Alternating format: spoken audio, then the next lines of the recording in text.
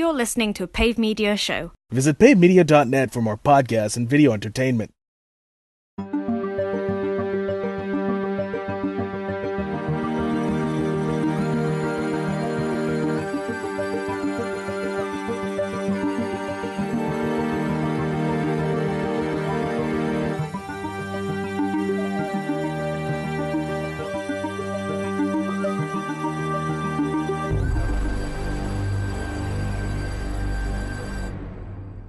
There was an idea to bring together a group of remarkable people to see if they could become something more. So when we needed them, they could fight the battles that we never could. This is the Avengers Infinity War review special. And I am so very excited right now. Yeah, it was fine. I'm just kidding. I loved it. Oh, my God. This is... Hey, guys, welcome to 10 Years in the Making. 10 years! We have waited 10 years for this. 10 years of the Fake Nerd Podcast. 10 years of the Marvel Cinematic Universe. Just we release one every year. We went back in time. We used a time stone. We went back in time. We started this in 2008. So needless to say, full spoilers from here on out. If you have not seen this movie, do not listen to this episode until you have seen this movie. One of the only people who haven't seen it because it's the fastest grossing, most money made ever. Right. Yeah. Okay. Hi, I'm Sparkz Witty. I'm Brandon T. McClure. I'm Ben Magnet. I'm Ryan. What's up? Yo, that worked so out. How many times have you guys seen it? I've seen it twice. I've seen it 3 times. Yeah, Twice. Yeah, Twice. Three 3 times. Okay. Thank you, Movie Pass.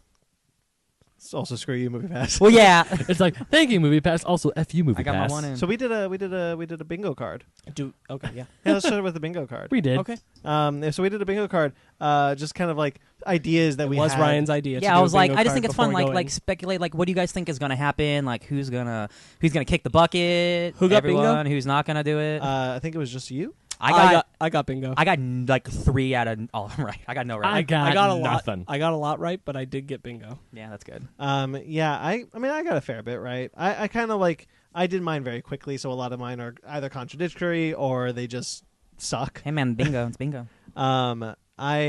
One of my favorites though is Maria Hill underutilized. Yeah, which is something I've been. I mean, not being in the movie is pretty underutilized. I did Maria Hill cameo, which gave me the bingo. Both, Thank you. yeah, both of those are right. I think, yeah. Well, I figured that Nick Fury was definitely gonna be in the movie somewhere. I gave me a half on everyone dies. Well, Marc, that's a point. Yeah, you're right. It's half. I gave myself a half. I'll give you a half. I mean, half a point. Everyone dies in the sense that he won. I had that. I had Thanos wins, and I wrote Thanos snaps his fingers. So the population goes bye.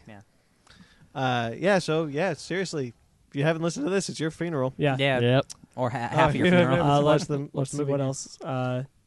Mine I think most of us predicted Loki's death. Yeah, that I saw. I wrote that down. I saw. I didn't put Loki's death. Here, I predicted Loki's death, but I wasn't sure if they would have the balls to do it. Yeah. I also believe that Loki was going to pull some kind of con on Thanos, which he did. I thought it would be a longer con, but he did do it. So very short Actually, con. My Hail Mary turned out to be right. What?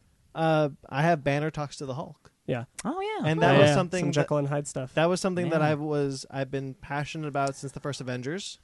I'm really happy to see that. One I really thought was going to land that didn't was I thought Spider-Man would nickname Thanos. Give him some kind of quippy name, and that didn't Star-Lord's happen. job. Apparently. Yeah. He should have put Thanos' nickname. I guess so. Yeah. Yeah. So Was it Nutsack Chin? Yeah. Or Grimace. That nutsack of a chin. He called him a few things. Yeah, it did. My really stupid one, which was, I don't know why I put this on. I figured, you know what, might as well, was a no shit Sherlock joke with Tony Stark and Cumberbatch. With Cumberbatch they were and never Robert. gonna do that. I know. Hey guys, who does the worst accent? Downey Jr.'s English accent or Benedict Cumberbatch's American accent? Okay, so this is going to sound really weird. One, I like Downey's British accent in the Sherlock Holmes movies. I actually do. It's fine. I don't know what it is, but I'm starting to really buy that Cumberbatch American accent. He enunciates everything he says like a true American. Yeah, he doesn't. But for some reason, I'm like, no, I'm kind of into your accent these days. Yeah. I don't know if it like beat me into submission. Maybe. Even Tom Holland's American accent's really, really good. His is great. His Brooklyn Yeah, accent. Tom Holland's really good. Well, his Queen. Sorry, yeah. Queens. Sorry, New Yorkers. My But bad. but Cumberbatch's accent has beat me into submission. Yeah. My favorite like kind of throwaway funny one on mine was Peter Dinklage plays Death. That would have been. Which I would have really liked. That would have been like a Mandarin twist. But the one that I was like, yeah, got it. Red Skull returns. That's insane. Yeah, That's crazy. that was I was real proud of myself on that one. I remember the first time. The first time I saw it was the midnight premiere, and Yeah. I'm sitting there and I'm like, who could this cloak be? Are we not going to see who it is? I heard the voice and immediately was like, no freaking way, dude. Yeah, I didn't know, even- right? I I started didn't going even catch the voice. because like you and I both did the same thing. The moment we saw the cloak, we both thought it was Death. Yep. And then the moment they started talking, we were both like, Oh, it's a German dude. Oh man, no way! I saw the cloak, and my first thought Yeah. was Death. But then they That started shot speaking. I'm where he like, steps that out. can't be Death. The Death is a woman. And then I'm thinking, where have I heard Red Skull's that voice? curvy. Where It's have a- I heard that voice before? It's an 8-year-old setup, essentially. Like Yeah. we've been wondering, like, is Red Skull alive? Where is Red Skull? 7. 7 Mhm. was it 2000? Yeah, you're right. 2011 was Captain America. You're right. Yeah, Red Skull stepping out of the shadows is such a good moment. I love it. That was really Yeah, that was a great moment. And he's just like he's like trapped there. It's like, yeah, it's my job to like I'm burdened To know like, about all people who come here. And you thought it was actually Hugo Weaving, which is really cool. Yeah, like it's a good like I just figured like, hey, they got him for a minute. Like Yeah. good for them, but it wasn't. It was I thought that too. the dude from The Walking Dead. I'm glad that they did not force Hugo Weaving to Yeah. return. Yeah, we were Because they talking could about have. that. I wonder if they even asked. He voiced that they had a contract with him, and he said, "I hope that they don't make me do it." I don't even think they did. I think that was pretty public. I think that they Yeah. were like, "Okay, Hugo doesn't want to do it. That's why I figured Red Let's Skull wouldn't just be there. recast him." That's awesome. Good call. If it was like recast or don't have the character, I'm glad they recast. Same. Yes, Yeah. same. I wanted Specifically to see because the it's Red like, Skull again. you don't need to see. It's not his like face. Like it's Yeah, the right. voice. I'm like, You- if someone can do the voice, So we're all pretty positive on this film, right? I think so. Let's see. What's the current audience My score? on Rotten initial Tomatoes? reaction is it's gonna be a long year, dude. Yeah, it is. This like so my whole thing because like you guys like we all like comics. Like I really love comics and like that month to month wait. Like this is like there's not many superhero movies that make me feel like this was a comic book movie with a cliffhanger where I have to wait another month to get my next issue, but it's an entire year. That's Yeah. rough. This is a rough wait, guys. It's gonna be really rough. You know, I kind of hesitate to call it a cliffhanger ending, but only because I mean, it ends. It ends. It the does. The story of this movie. Yes, I would but say no. I would say that it's an ending that's cliffhangerish in the same way the Lord of the Rings films, the first two, Yeah. are cliffhanger. It's Empire endings. Strikes Back. Like This is so Empire Strikes it's Back. not. It's not. I would say it's still a little. It's a little like Two Towers, I was- where like I you're was like thinking Back to the you've Future seen Part you've 2. seen your full story, but you're still hanging like because half of your cast is in the midst of something, Yeah. and the other half is like everything's kind of wrapped up right now. That's I kind of compare what it it to is. I compare it to Empire because like I was following some people on Twitter like a lot older people and they're like this is the same feeling we had after Empire when our heroes have lost and our main and our hero is like maybe dead and the villains have won. Right, yeah. And I'm like, man, it's a interesting, cool feeling because the movies don't get made like this. Yeah, The Last Jedi. It that subverts your expectations, but like the villain, It doesn't end in a way where it leaves you this feeling. Yes. No, sure, you're sure. You're Yeah. right. So let's get into. Let's just get. Yeah, we're into going it. to tackle it beat by beat because a lot happens in every moment of this. So much movie. happening. So Oh we're my gonna God. This is a we're gonna take it on packed piece by movie. piece. So we open with the Marvel Studios logo in total silence, with an Asgardian Distress distress call. signal happening, and then the Marvel Studios logo coming up and putting in the 10 on the IO, which I Yeah. loved. That was really cool. I like that little. Thank And then we're at Thor's ship from Ragnarok. Yep. Oh, So, it just got This is- wrecked. Are you guys remember when we were talking about this before and I was like, yo, Thor and all them are gonna get trashed. And like, are you okay with that? Yeah, I wanted to touch on this Because, Brandon was really unhappy about Yeah. the fact that all of Ragnarok was going to And be. I knew for that was going to nothing. happen as soon as That was Thanos' something you were ship saying. showed up at the end. I'm like, I'm sorry, guys, they're going down. How do you feel? I don't like it. Yeah. I've things that story wise for this movie, I get why it happens. Yeah. But story wise and the overall narrative of the film, you do. Thor Ragnarok, the bits that are important for this movie in Thor Ragnarok are not the hopeful ending of like, oh, we have this new cast, we have saved Asgard. The things that are important in this movie is that Asgard is destroyed, everything's screwed. Like Thor Ragnarok is a secretly very dark film that's littered with all kinds of comedy. Yeah. And this film, I would say it's also littered with comedy. it negates the kind of hopeful ending of Thor Ragnarok. Not in the way Ragnarok is. No, I know, but I'm It's dark and It's light. peppered. It's very different comedy. Like the comedy that the Russos use is used to diffuse the tension, much like in a way of a horror movie. Yeah. Whereas Taika Waititi, it was a comedy. Yeah. Thor Ragnarok was a comedy. Right. I'm of two minds. For this movie, I'm okay with it and the narrative of the story. Mm-hmm. But in the overarching narrative of Thor Ragnarok 2 Infinity War, I'm not okay with it because you have negated the ending of Thor Ragnarok. Why did we go through that whole thing of Thor Ragnarok where so many people live and it's much more hopeful? Like at the end of this movie, you're at the beginning of the movie, where's Valkyrie? Where's Korg? Where's Meek? Like Somewhere else. they could have escaped. They also could have just been traveling somewhere else because we don't know how much time passes between the end of Thor Ragnarok and the post-credits scene of Thor Ragnarok. Yeah. Of them traveling in space. Yeah. That is also true. There are ways around it, and perhaps I will be more okay with it when we get to the next film, towards the end of the next film. But I do have an issue. I do take an issue with it. I think like, you know, a lot of complaints that get thrown around is like there's not enough cost, and like even though it makes the cost of losing all those people, because we don't know any of them, all those Asgardians. We've never known them. Oh, you don't But the know cost- you don't know Pete and George? Stop it. All right. We don't know them, and so but we feel the cost because we watched Ragnarok. You know, it's a cost now. It means something that Thanos killed them.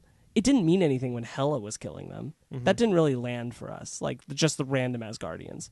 This did. Like, even though we didn't know these Asgardians, it did land because of the trial they went through in Ragnarok. At least to me. Like, it meant something that all of them went through all that, and then Thanos killed them all the same. See, It doesn't feel like it's for nothing because they weren't doing it knowing that this was going to happen. it's very hard for me to...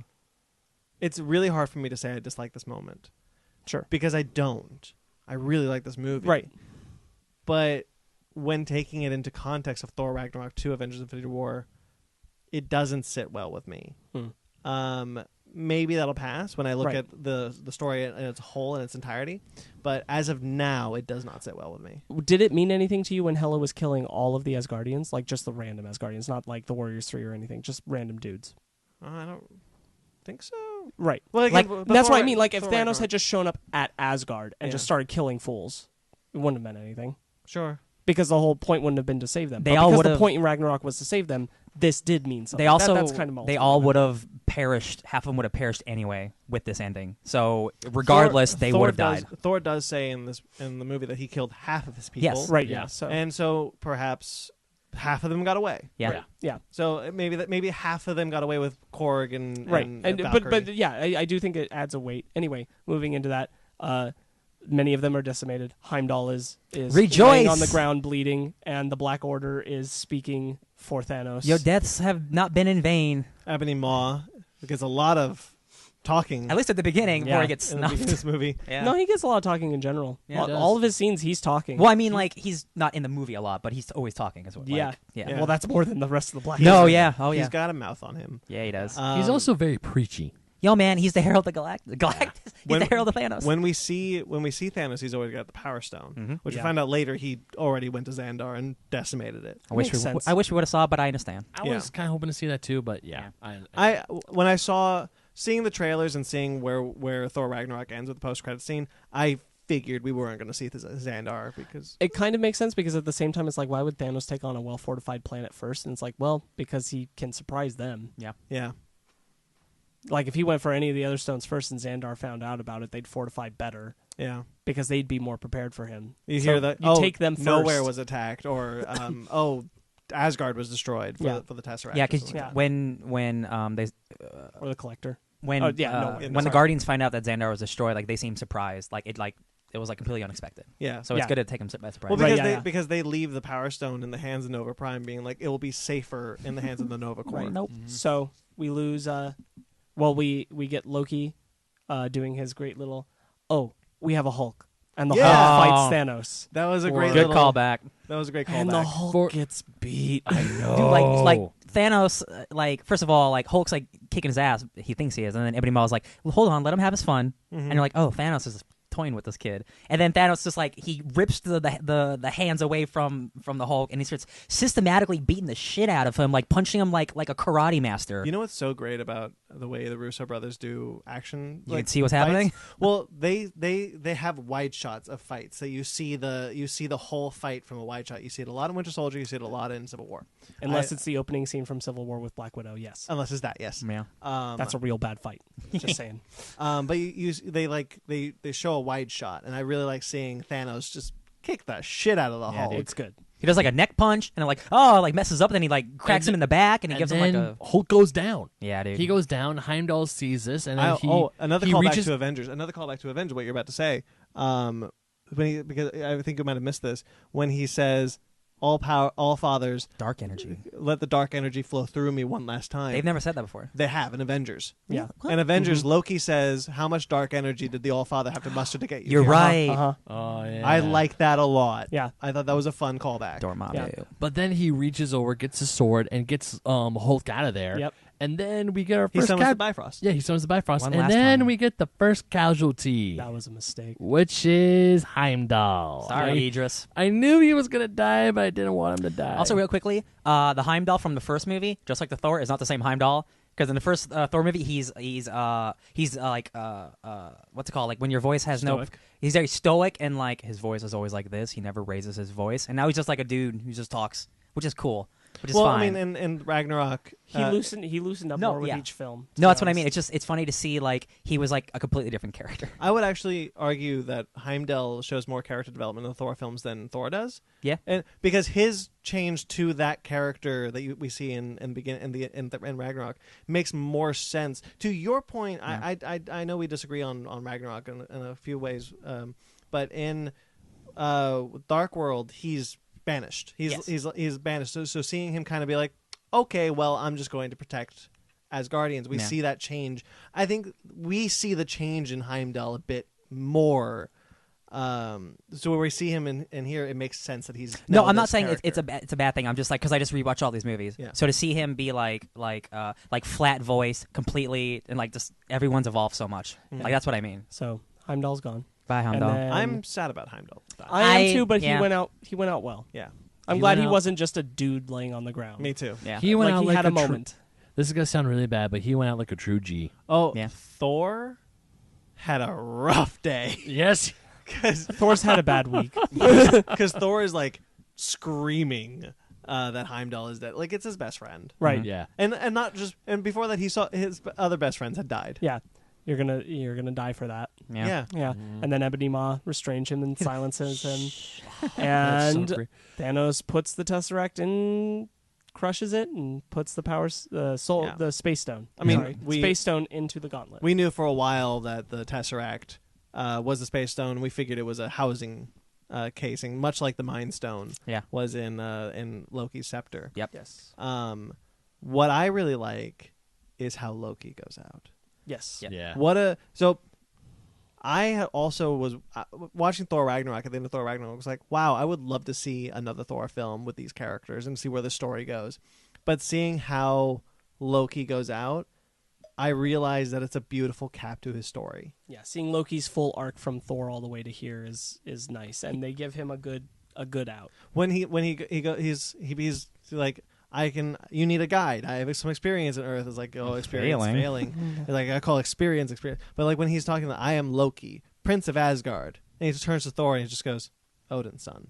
And that's the first time he's acknowledged And that. that's when I knew Loki was gonna die. Yeah. The true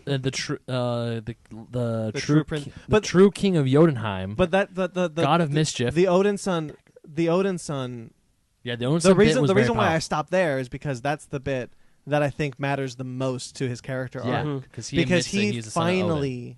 finally admits that he's the brother of Thor. He is the son of Odin. Well, because you hold get up. because you get in Thor Ragnarok, you see in Thor Ragnarok how he's torn over Odin's death. Like he's like, I might have messed Well, this wait, up. Brandon, but didn't he kill Laufey in Thor, the first one? Yeah. When he says, "And you will know that you died at the by Hands of the son of Odin. That's to It's posturing. That's to appear to his mother that he's saving the day. yeah. He's He putting says on a that show. his mother is there. Oh, okay. He wasn't going to be like It was a show. He's posturing because his whole thing is that he's upset because he knows he's not a son of Odin and he's reacting. Oh. Yeah. Anyway, but this is him like embracing it because he hasn't embraced it at all since. Okay. And it was really, we all know it's happening. Even Thor knows that Loki's going. Yeah. But he just hopes he doesn't. Man, when the ship's being destroyed and he's got his hand over Loki. Yeah. And Loki did try to pull the con on, but not as long as I thought he would. Yeah. He was like, "I'll go for this," and it's like, dude, this isn't gonna work. How do you even think that was gonna work? Come on. Yeah, it was rough. I like that. I like that death a lot. It's impactful. It's You definitely will never be it's- a god. yeah. It's a good start to the movie. It's like it sets the stakes, It really does. and it sets Thanos up. But like the suit's not messing around. And it's one of the first Marvel films with like true stakes, because there's Yeah. always like films like if a character dies in a movie and comes back in that movie, they're That's alive. fine. Yeah. But I like the idea that from the offset they're like, oh yeah, everyone's expendable. Well, this is like the season finale. Like I was telling you earlier, like this really isn't a normal movie. Normal people who haven't seen the other movies can't see this movie because they will not know what's going on. No one is introduced; they're just there. Yeah. So like you have to know what's going on with all of You these characters. literally have to watch 18 other films to get what's going on in you this miss one, and then there's going to be one. You could do a minimum less. Yo, than I that, did about but- half, and Yeah. we got there. I mean, here's the thing. It's like watching Return of the King.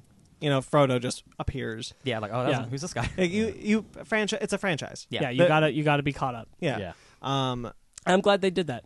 Yeah, me This too. movie is not meant for people to watch fresh. Yeah. Yeah. You're not supposed to go to this. I can't without even knowing imagine anything before it. watching this movie. Like I don't know. It's not designed for it. No, I know. And good. But there are people who do. Can you imagine someone who said, "Oh, I just saw like the first Iron Man movie. Maybe I'll go see this Dude, one." It's like, this movie what? made it's the highest opening of all time. People who have never seen any of these movies had to have seen this movie. Yeah. It's just how it is. Now, I do think that there is an enjoyment level to be had. Sure. Because I argue that we've lived with these characters for so long in the pop culture. No, in the pop culture. The pop culture has lived with these characters so long. You've seen the trailers, you've seen the jokes, you've seen the SNL skits. Like, because there's a knowledge of some of these characters that I think that the general audience who's probably paying a little bit more attention than the average Joe who's not paying any attention will probably get an enjoyment out of this film. I'm not saying like something like we would do. Let me tell you, I saw with someone who didn't see Civil War or Guardians 2. And he said he saw half of Age of Ultron, so he didn't know who the Vision was, and he still enjoyed it for the most part. But he said I was definitely confused a little bit. Yeah, and that because there's still an enjoyment to be had in this movie Yeah. that hopefully you go back and maybe see. You'd the hope other so. films. I would argue that you can't see this movie and not have seen any of the previous ones. That's what I and mean, Enjoy yeah. it. Yeah. I think you can see like some and not have to have seen all of them to enjoy this. No, that's what I but mean. But going in stark like blind, This is not a regular No. movie. This is a 2.5 hour final act. It starts at the final act. I honestly do take umbrage with like it's not a regular movie. It's not. No, it is in the sense that it's the end of a franchise. All franchises are like this. No, it's not. No, it's not. Part one of an end of a franchise. No, but I mean, It's also this isn't Lethal Weapon 2. This is a culmination of like 20 different movies coming together. Lord of the Rings is a culmination of 3 movies. Star Wars is a culmination of 3 movies. It's a franchise in the sense it's a longer franchise. I know. but It it is is still a I franchise. know what you're arguing, but I also know what Ryan's saying. No movie like this has ever existed where it's this kind of an amalgamation. Yeah. No, I don't disagree with that. We're getting way off of what we have so much movie to talk about. Let's not dwell on this. So Hulk gets blasted by the Bifrost to Doctor Strange's sanctum I love and crashes into the roof in very much a tribute to the Silver Infinity Surfer. Gauntlet comic where it's Silver Surfer who comes in and says Thanos is coming, and we get Thanos is coming and Avengers title comes up. No, what does Dr. Strange say? Who? Yeah. Yeah. Quick and the side note: Avengers- I love how he's talking to Wong. He's like, "You don't have any money." He's like, "Attachment to the material is disattachment to the spiritual." He's like, "All right, sure." He's like, "Wait, I have $200." Rupees. Rupees. So that's like what? $1.50? What do you want? Okay, I really liked that the Russos kept the fact that the Avengers titles have always appeared after the opening scene before the film really starts rolling, because Yeah. the Russos haven't done that with their previous films. Yeah. And the only films that do it, I think I've talked to you guys about Avengers, this before, are Avengers and Guardians. They're the only ones. Oh, and Thor Ragnarok. only Marvel movies to show the title at the top. Oh, yeah. All the rest of them show it in the credits. Yeah. What, Oh, yeah, Iron Man, yeah. what about Iron Man? Doesn't Iron Man show Iron it? Man shows it after he says, "I am Iron." Oh no, it does. No, You're right. It does say after it at the beginning. cave. Yeah. Yeah, after the cave. And Iron Man That- 2, after the scene with the Whiplash, Does it really? it's like when he's he's making a thing and then Iron goes Man 2? "Tsh," Iron Man 2, Okay. then it cuts to him jumping out the plane for Starkfest. Okay, so that's it. Yeah, though. he's right. Yeah. Yeah. Many of them don't. Yeah, but a lot of them don't. I do. But I agree was with you, a I lot was of them nervous don't. the Russos were going to scrap that, but I like that we get the Avengers title with the theme. and it's always the everything. same. Like it's always like they're like rolling Rotating in. text. Also, it was super fast. Like Infinity War, bye. You should have seen, man, the Age of Ultron one. I mean, it's the same with the Age of Ultron Yeah. because you see Avengers and then it rolls to Age of Ultron. Age of Ultron, and then it's disappears. done. It's very quick. Yeah. Anyway, Tony and Pepper are running through New York, Aw. chatting. Talk about when pee-pee. Doctor Strange shows up with Bruce and is like, "Yo, man, the universe is about to be on fire." How much do you want to talk about that? Because I want to talk about the next scene. Well, I mean, I- it's just recruiting Tony Stark. Yeah, it's just recruiting Tony. Like, it's nice that we get to see the moment with Tony and Pepper. We know that they're engaged and all that. Yeah, That's all great Congratulations stuff. on the And wedding. And also how Pepper's still really kind of like iffy about him having She an doesn't Iron want Man him to suit. be Iron Man. Yeah, of course. Yeah, no, I mean, like that's held true. Yeah. I do like props to them for like making sure that we feel like these characters really care about each other and stuff, because Pepper's reaction to just seeing Bruce, like Tony's too, but Pepper's, Yeah, it was Yeah. real. where it's like Pepper who has been on the Outliers, and we've actually never seen her in a scene with Bruce Yeah, before, that's true. and she has a full on reaction to seeing Bruce. So we're like, you really feel like the characters know Like each they've other met and are each other bonded. before, Yeah. yeah. Good job on that. Yeah. Then we go to So I really like the bit where obviously I like the bit where Tony's in the Sanctum Sanctorum. yeah. And they're telling him about the Infinity Stones, Mhm, mhm. and Stark finally knows the name of the thing that's been essentially plaguing him for 6 years. Tell me his name again. Also, 6 years. Thank you for correcting the timeline. Yep. I was like 6 years. 2012 Avengers got him. Yeah. Yep. Spider-Man: Homecoming. Looking at you. I don't care about years. I care about order of events. Yeah. None of it makes sense because of High School Spider-Man now. Spider-Man. Spider-Man is the one that throws the wrench in. Yeah. I really like that there are two single take that I can recall in this film. One we'll get to much later in the review, but the one when the invasion starts. Oh, when Tony goes out the door and the car Yeah. crash. Mhm. I love that. That's a great lot. shot. It's a great shot. Like when he's just like, "Hey Doc, you might as well put the time stone in your back pocket." I think you can comment on this. Tony Stark and Doctor Strange talking with each other is Science bros. exactly how they're supposed Dude, to be from science the bros. comics. Yeah, I dude. love it. Love it. I like how much they kind of respect each other, but kind of don't like each other. Like they're both Yeah. super smart, like d-bags, but like in different ways. Yeah. Doctor Strange is the one who with the balls to call Tony Stark a douchebag to Yeah. his face. Yeah. Mhm. Yeah. I really like their interplay together. I think it worked really well. I mean, this talks to the strength of this movie. I think everyone's interplay together Yeah. is really strong. It is. And so we get to the invasion. The It's such a giant cool galactic scene. donut shows up. Peter Parker's Spire Sense goes off. Oh, He Dude. has Spire Sense. A little bit of Dude, Ned you're Leeds. embarrassing me in front of wizards. Okay, can we talk about the Hulk? Yes, we can. Okay, I love the Hulk in this movie. Yeah. So I said ever since Avengers that I wanted to see a solo Hulk film. Obviously, we didn't know what the rights were at the time, but I wanted to see a solo Hulk movie where Banner and the Hulk are fighting for control. You wanted Jekyll and Hyde. I wanted Jekyll and Hyde because I like in the comics how the Hulk is a different person. Yeah. It's not just an extension. And how they played the Hulk up until Thor Ragnarok has always been an extension of Bruce Banner. Bruce Banner's anger. In Thor Ragnarok, we finally get some of the stuff that I really wanted to see. But man, when we finally get Hulk yelling no, Yeah, when they're crashed into the tree later in this scene, and, Yeah. and it's split in the face just like Jekyll and Hyde. and even Banner is like, "What are you talking about? No." Yeah. That was something that I was like, I never thought I'd get that. I'm Yeah. really excited about this. I'll be honest. The first time I saw it, I wasn't a big fan, or I was at the beginning, but I figured he would have hulked out by the end because the Hulk, like for the most part, is a defense mechanism, and like if Banner's about to die, the Hulk is going to come out, and I feel like he got pretty I close. don't think he was really threatened. You I think don't so? think he felt threatened. No. Okay. I think he felt like Banner was in control. I don't think the Hulk was ever pushed to a point. I think it would straight up have to be like how he mentions in Like Avengers, Black like the bullet. See, that's what I was Like it thinking has of. to get that close. Okay, though, 'cause I'll buy he that pulled then. the gun trigger, and in the time of a bullet getting into his mouth, the Hulk had spit it out. All right, I'll buy that then. because It'd have to be that close, otherwise the Hulk didn't want to come out. Because like the Thanos is Hulk like was- world ending. The Hulk was scared. Yeah, He yeah. just got his ass kicked by Yeah. this guy. Yeah, I would say the Hulk doesn't want to come out I- because he I- knows he can't win. I'm Yeah. curious less if it's fear and more if it's shame.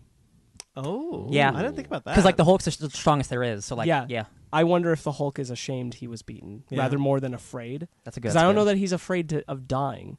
I think he's ashamed he got beat. He got beat. Yeah, That's an I buy interesting that. I way like. to I look like at that. Yeah. I mean, think about like if we analyze the Hulk as his Yeah. own character, where do we know him best? Ragnarok. Yeah. What is his number one thing? He's proud of being strong. Strongest there is. And so if he's not strong, Strongest if he's Avenger. beaten, which he's never been ever, Hulk might be ashamed rather than afraid. that's good yeah, point. that is a good point. I'm interested to find out what it is. Yeah, me too. I think it might be more shame than fear. I'm interested in that. Yeah, I didn't. really I didn't like think what about it that way. I like that. I love Spider-Man's entrance Me when too. he Yeah. saves Tony. Oh my God, Ned! Can he cause a distraction? That too. But I mean, when he shows up as Spider-Man and grabs the thing, and he's like, "I'm sorry, what were you doing here?" And then, like, don't. So what's this guy's deal? Well, he's here to take a necklace from a wizard. They said wizard like 5 times in this Yeah. movie, and I loved it every time. dude. So What's good. the matter with you kids? You never seen a spaceship before? That was a horrible fun Stanley. cameo. I thought Stanley was going to be the one above all, but that's me just being cosmic. Don't worry about it. Well, he could still. He still could be. Yeah. Some great action and stuff. Man, with Tony Stark in Doctor that- Strange and Ebony Maw. And Oh yeah, that's Tony new, and that's them. new Tony Stark armor, man. I really like seeing That's how, extremist, baby. I like seeing how Tony Stark. Oh yeah, really- the nanotech. Yeah, I really like how they've done extremists without doing extremists. Yeah. I really like how Tony Stark is getting in the way of Wong and Strange. Yeah. A lot of the times, like they're trying to be like, "Oh, we got this," and because it shows that these guys don't know how to work together. Yeah. And Yeah. I like the again, just the interplay between some of these characters is really strong in this movie. I love Wong saving Tony. Yeah, That was a great moment, and Wong, you're Tony invited just to being, my wedding. Wong, you're invited to my wedding. Yeah. Oh, I thought you said Wong no longer invite. No. Wong, you're invited to my wedding because he saved Tony right there. He's like, you're coming to the wedding. Okay. Yeah, and then they I didn't blast catch that. off to Wong, to you're save, great. And then he goes up. to save Spider-Man. Colt Scene has that crazy hammer that can go all across Who's the getting city. dragged up to the donut. Ebony Maw takes Strange into the donut. Oh, he what does he insult him with? Like, I bet you're good at children's parties. Yeah, Yeah. And he can't get the time stone because there's a protection There's spell a around protection it. spell. And he can't, it won't go away if he kills him. yeah. So he just Has knocks to him be out and lowered. steals his body. Yeah. So the cloak of levitation A major character. gets a lot of play in this movie. It does. Good. I was surprised. Good. It's kind of funny. Yeah, it felt like its own character in Doctor Strange. It'd be weird if it hadn't here. Yeah, it saves the day a lot of the time. Yeah. Like Yes. he's literally like, "Oh, Strange, you're knocked out. Okay, let's go." It's cool that he uses it as a tool at his It has a mind of its disposal. own, Like, which is it's- nice. Yeah. Yeah. That he looks at it as an ally. I Yeah. appreciate that. There's a bit where they like don't let him close his fist, and Peter Oh, gets yeah. his new Yeah. suit. yeah, the Iron Spider suit. I assumed we knew it was called the Iron Spider suit, but I didn't know we'd get the legs. Yeah, baby. Yeah. That was a surprise. I had a sneaking suspicion they were going to do Yeah. it. I knew. I felt like there were enough people wanting to see it from just talk when Civil War was happening. Mhm. I felt like they were going to go for it. Yeah, I truly didn't. That was a fun, unexpected little bit. To be honest, I Spider-Man was didn't surprised expect it either. Nope. To be honest, I was surprised I didn't put it on my bingo card. Yeah. Yeah. I was pretty confident that was going to happen, but Well- it was kind of back of your mind confidence. Well, I've seen like some toys. I've seen like the some artists in Arts Alley. They drew the new We've been in the Spider- comics for a while. Yeah, they drew the They have a- Spider-Man with the Iron Spider legs. So I had a pretty good. They have a idea. kid costume that had the legs. We Yeah, saw it so- at the We theater. saw it at the today. theater. Yeah. Yeah, so it's like there has to be Iron Spider legs, but it was really cool that they did the way they put it in, and of course, Peter was like, "Yeah, what are these?" Yeah. Also, one of his best lines: "No, Mr. Stark, it smells like a new card here."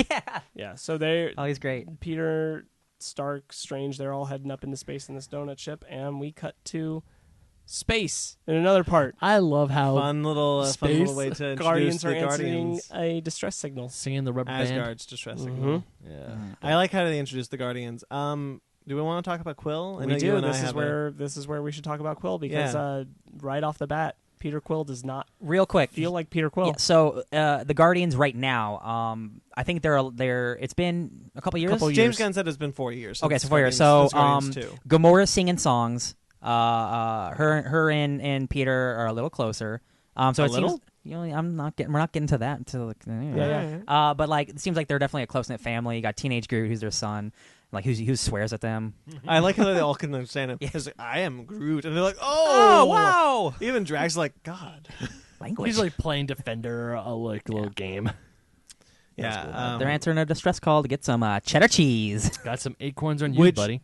So that cheddar cheese line in the ba ba ba bingo really kind of rubbed me the wrong way. There are a lot of things about how Quill is written here that I don't like. Yeah, Quill does not sit well with me in this movie. It's like he's missing the heart of who he is, which I understand because it's not James Gunn writing him, and I think James Gunn, but even more specifically in the writing, I think that James Gunn put something very personal into Peter Quill that is absent here. This Peter Quill feels like a little bit of an imitation of who he is. Would you say, playing devil's advocate here, would you say that since it's been 4 years, he's just like much more confident, so he's much more of an asshole? I mean, I could get behind that at least for this opening scene. Yeah. But it's a consistent problem I have through most of the film that he seems to behave in a way that I don't recognize from the other two Guardians films. Too much.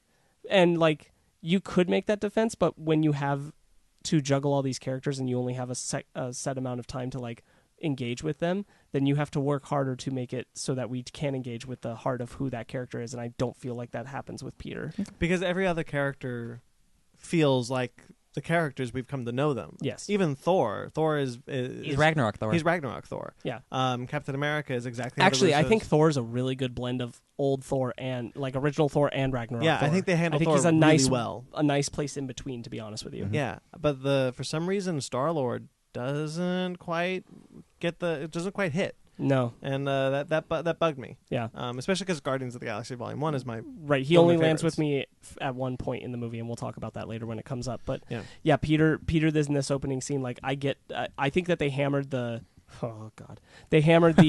whole being jealous of Thor thing for way too long. Yeah.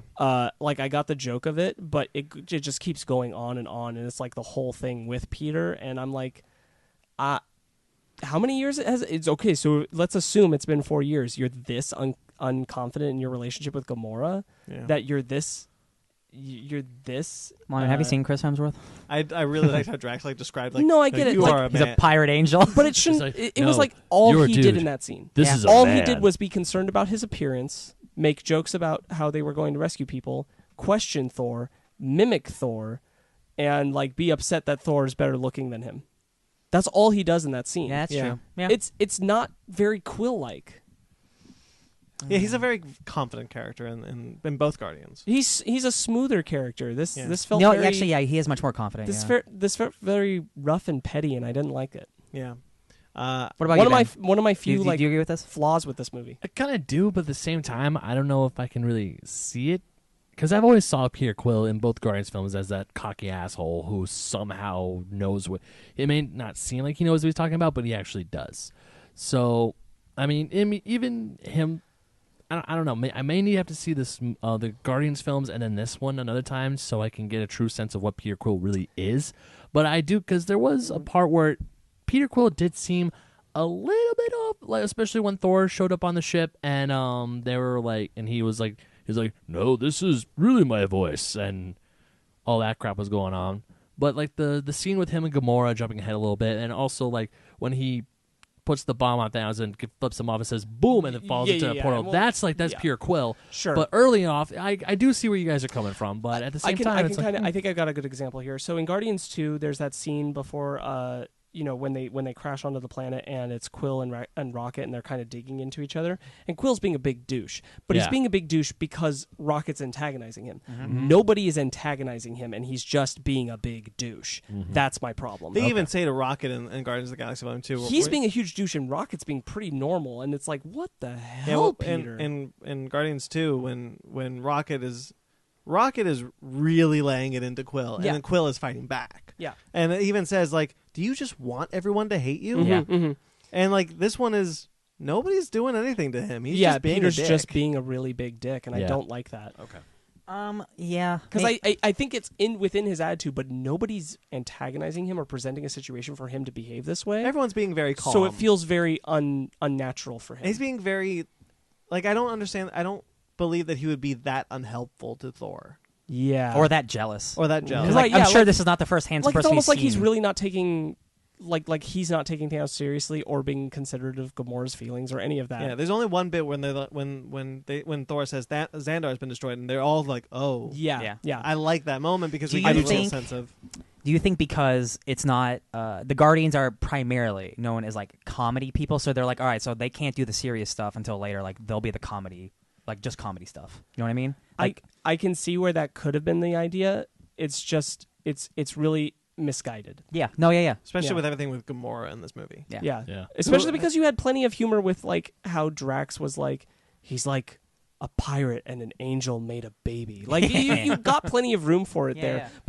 But there's also room for it to be taken more seriously, and it's not taken seriously enough by Peter. In fact, now that I said it, I'm even more bothered that once we, have the time jump and we know that they've had a whole discussion about where they stand, and Gamora's talking about Thanos, that he's not being more sensitive. He's got to step up and be like, well, we've all been through hardship. Like I had to kill my own dad. Yeah. And that was After real he hard. killed my mom. Instead of being sensitive to the girl he loves, about I how guess this is affecting her. they thought it It's would be just- funnier if he was like a jealous boyfriend. I Yeah, guess. and it just feels really misguided. Yeah. By the way, I really like how Thor, like everyone thinks Thor's about to get upset with her for being the stepdaughter of Thanos. He's like, families are tough. Yeah. I really like that moment. That's a great moment. Yeah, he's had Unfortunately, a it sets up a joke for Peter to get jealous because I thought it was just a really good. For a second, genuine I was moment. like, "Oh man, we're gonna have like another civil war like right now. Everyone's fight. We gotta fight Thanos." Or became Avengers where they all fight each other. And Yeah. then they Oh. all band and together so again. Thor goes off with Rocket and Groot. my favorite team up in the God, Yeah, they're what so a- good. Did you ever think like Rocket Raccoon and Thor would go on like a space adventure? Not Like, even a come little on, bit. that's There great. are so many Yeah. things here that 10 years ago I couldn't have predicted. Would Yeah, happen Never dude. in this a movie. million years would I have thought that. Yeah, I I like. gotta be I like captain now.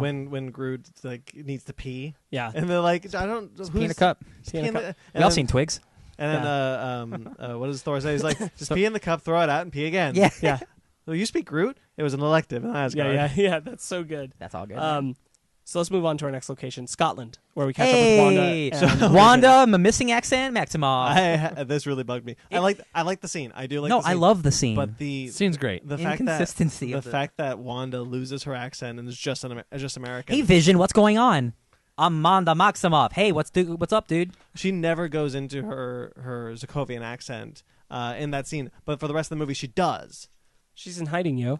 But Listen, she only if you talks would- to Vision. She's in hiding from everyone, yo. Listen, There's ears if everywhere. she would have said a line like "I'm using an accent," that would have been fine. But it's so inconsistent. or throughout even the whole if movie. Vision was like, "Why are That you would've been talking so Like, weird?" like, she just randomly says to Vision, by the way, I'm using an accent. He's Yeah. like, I know I've been with you for 3 weeks. Exactly. It's even weirder that she would be using one because they know.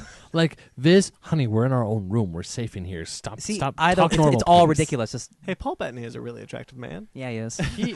I love Paul Bettany. How did you guys feel about Vision's becoming so very human? In He was this like scene? stammering. Yeah, like, the stammering I and like everything. it. He's becoming human. Because we get a tease like he's more than a Yeah, well, he's Tony evolving. sets him up for that. Yeah. Tony, did you lose another Superbot? Oh yeah, I like that. I like that line. There's a lot of fun dialogue bits in this one, but yeah, we get a sense that he's been evolving. He is more human.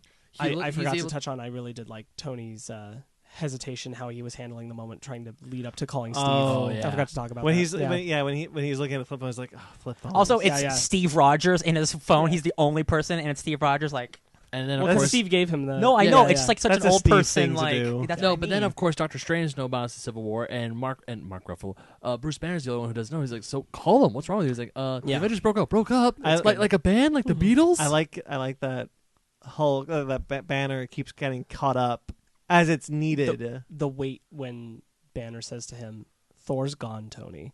Like Yeah. the wait between both of them. It is doesn't really matter good. who you call or don't call. Like, this is it. Yeah. It doesn't matter who you're speaking to. Yeah, yeah. Thor's gone. Yeah. I like just that. It's really good. wait. It's really good. Anyway, we're in Scotland. Yeah. And Vision Scotland. is more human-esque. So, now. question, Ryan. Yeah. The glaive that Corvus glaive has. Yes, it can cut through anything. It cut through adamantium, vibranium. It's the strongest like weapon in the world. So that's why Vision can't In- phase through it. in the just the universe, one world? in our world, also other worlds. Ah, got it. Yes, that's Okay. why. Yeah, it can cut through. And Vision is vibranium. Yes. Oh, okay. Yeah. Yeah. That was I intense. like that scene. It's cool. Cool fight Man, scene. all the That was a action's good fight good, scene. but like Hey, it's a good the fight scene. Black Order look really good. Yeah, they Yeah, do. they do. They look really great. Yeah, I was. I Good really special liked it. effects. Good special effects. We also get some daytime CGI scenes, which you get. I like. Brandon that loves shit a his lot. day- That- daytime CGI. Yeah, that New York fight. That all Most daytime, fights are all not that. in the dark. In fact, I think the fight in Scotland is the Scotland only was- one. Yeah, the Scotland. Because it's The underground. fight with Thor and Hulk and Thanos. Right in the Yeah. beginning But of that's the in space. yeah. That's in But yeah, space. that's the only two. Yeah. BT Dubs. Best It's entrance. not much of a fight either. Yeah. One of the best entrances and one of the best uses of the original Avengers Oh, theme Stevie? is when Steve Rogers You see catches the shadow? he catches Every time. Proxima Midnight's spear and it goes dun dun dun dun dun dun dun. Every time I've seen that moment. Everyone claps. Everyone Same. claps. Everyone Every claps. time. Him and Thor, man. Everyone loves when the symbol of peace shows up. It's such a good moment, and really just highlights how great theme songs can I be. will say, like, everyone clapped for Steve, and then Falcon came on. No one clapped for Falcon. I'm like, yay. Well, I see, love the, Falcon. The first 2 times I saw it, people were like, "Oh, Steve," and then Falcon, "Oh, Falcon," and then Black Widow, "Oh, Black Widow." Like people were like clapping the whole time. That's through. good. Yeah. That's good. I like seeing my Thursday their tag crowd team. loved that moment. Good. Yeah, I love seeing their tag team, and I really like that theme. And I was telling Sparkz, there's a parallel world where Age of Ultron doesn't have the Avengers theme.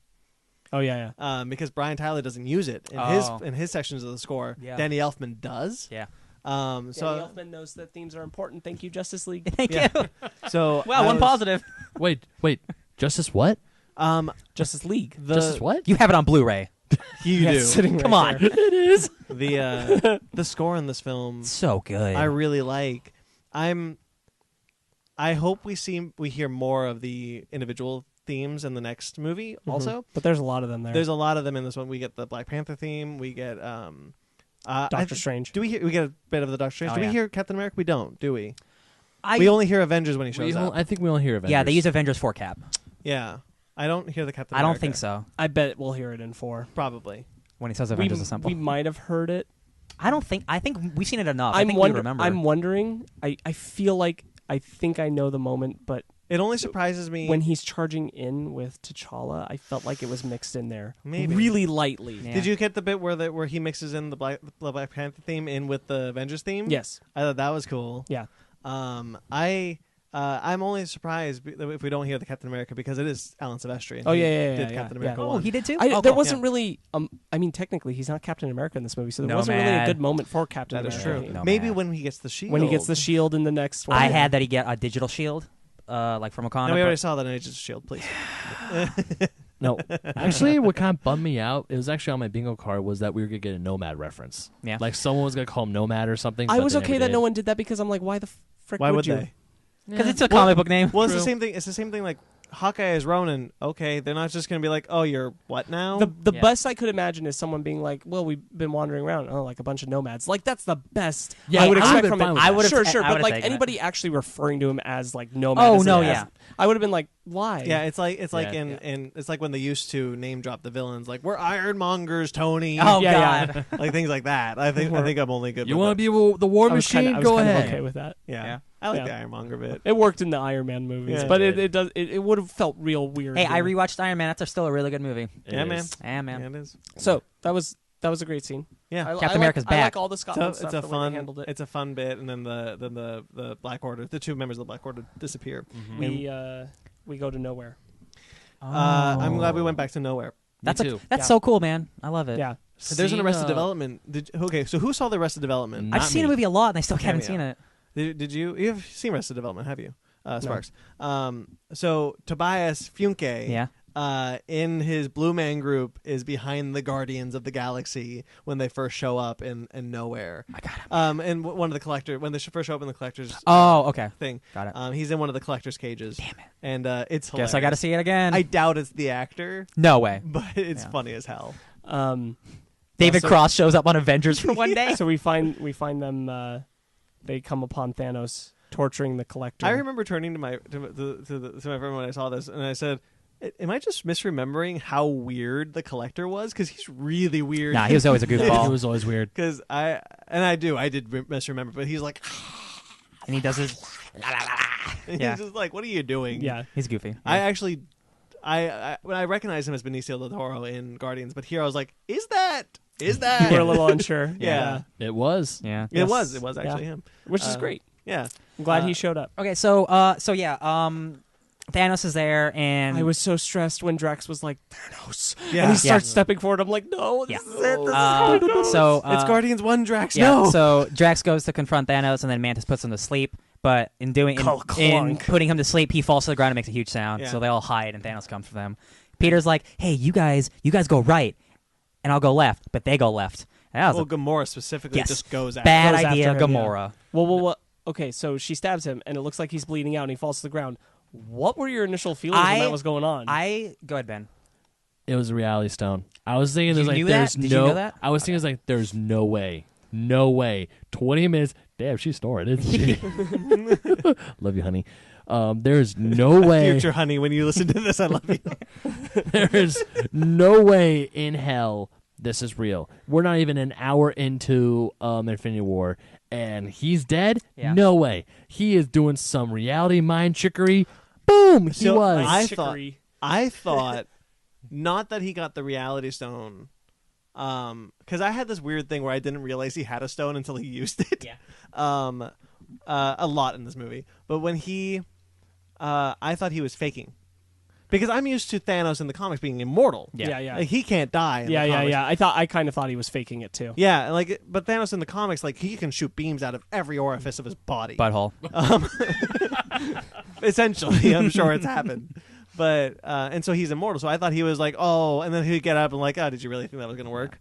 But no, he was using the reality stone. Right. So, because of how spoiler this movie was, I know this is never going to happen. I thought they were going to kill Thanos, and then the last half of the movie was going to be something completely different. Mm-hmm. I was convinced. I was like, no effing way that they're going to do this. They're not going to set up this villain. Of course, it's not what happened. But I'm like, for a second, I'm like, with what this movie's already been so far, I don't know what to expect. Yeah. That would have been a really weird movie. I don't know how it would have ended. Adam Warlock gets the gauntlet and then wrecks your shit. It subverted my expectations for a second. I was like, oh my god. Turns out the villain is Thane. Yeah. It's like, what's up? I'm actually his son. Peace out. I really like how. So I want to talk about how much I liked how the Infinity Gems were used. Stones. Were used in this. It's all the same. Where.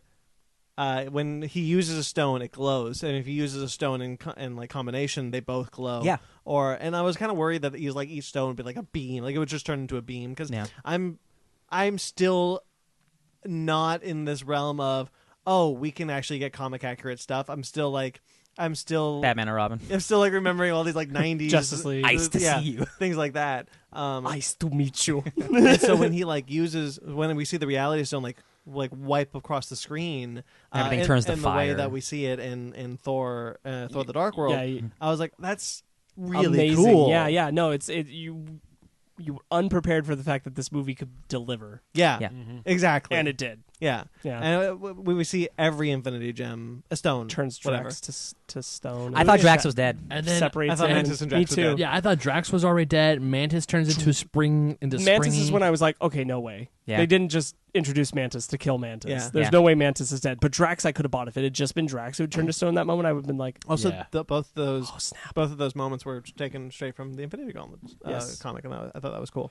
And then, of course, when he sees, actually really like when the interaction between Star-Lord and Thanos, and then Thanos is like, oh, the boyfriend.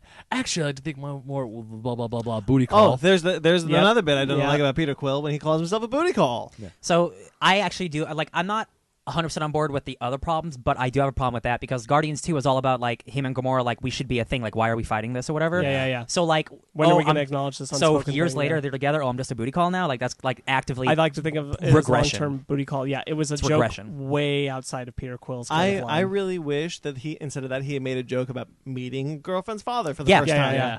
But I Like do that like would have the fit fact, better. But I do like how he calls him Grimace and then says, "I'm gonna blow off that nut sack of a chin." Yeah. No, those bits are good, but that booty call line is so Does not un-Peter sit Quill. well with me. Yeah. Especially If I could change one thing Peter Quill does in this movie, it'd be that line. And 'Cause that also, feels so off. literally 10 or 5 minutes later, Gamora looks at him dead in the eye and say, I've loved you more than anything. He says, I love you too. I like that. Pulls the trigger, bubbles.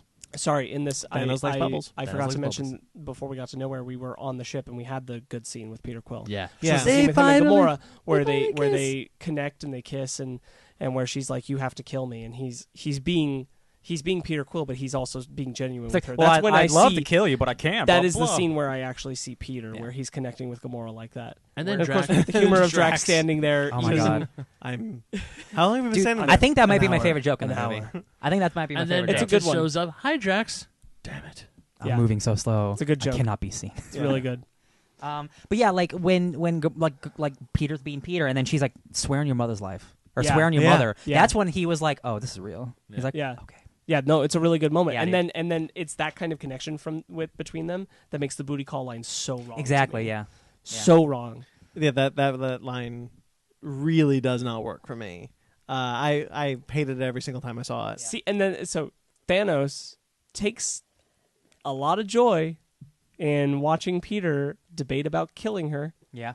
And I'm like, you are more sadistic than you're trying to pretend to be dude. in this movie. He is still a psychopath. You're still Thanos from the comics. I want to see more of that Yeah, guy. dude. And then he just turns the gunshot into bubbles and he goes, "I like you."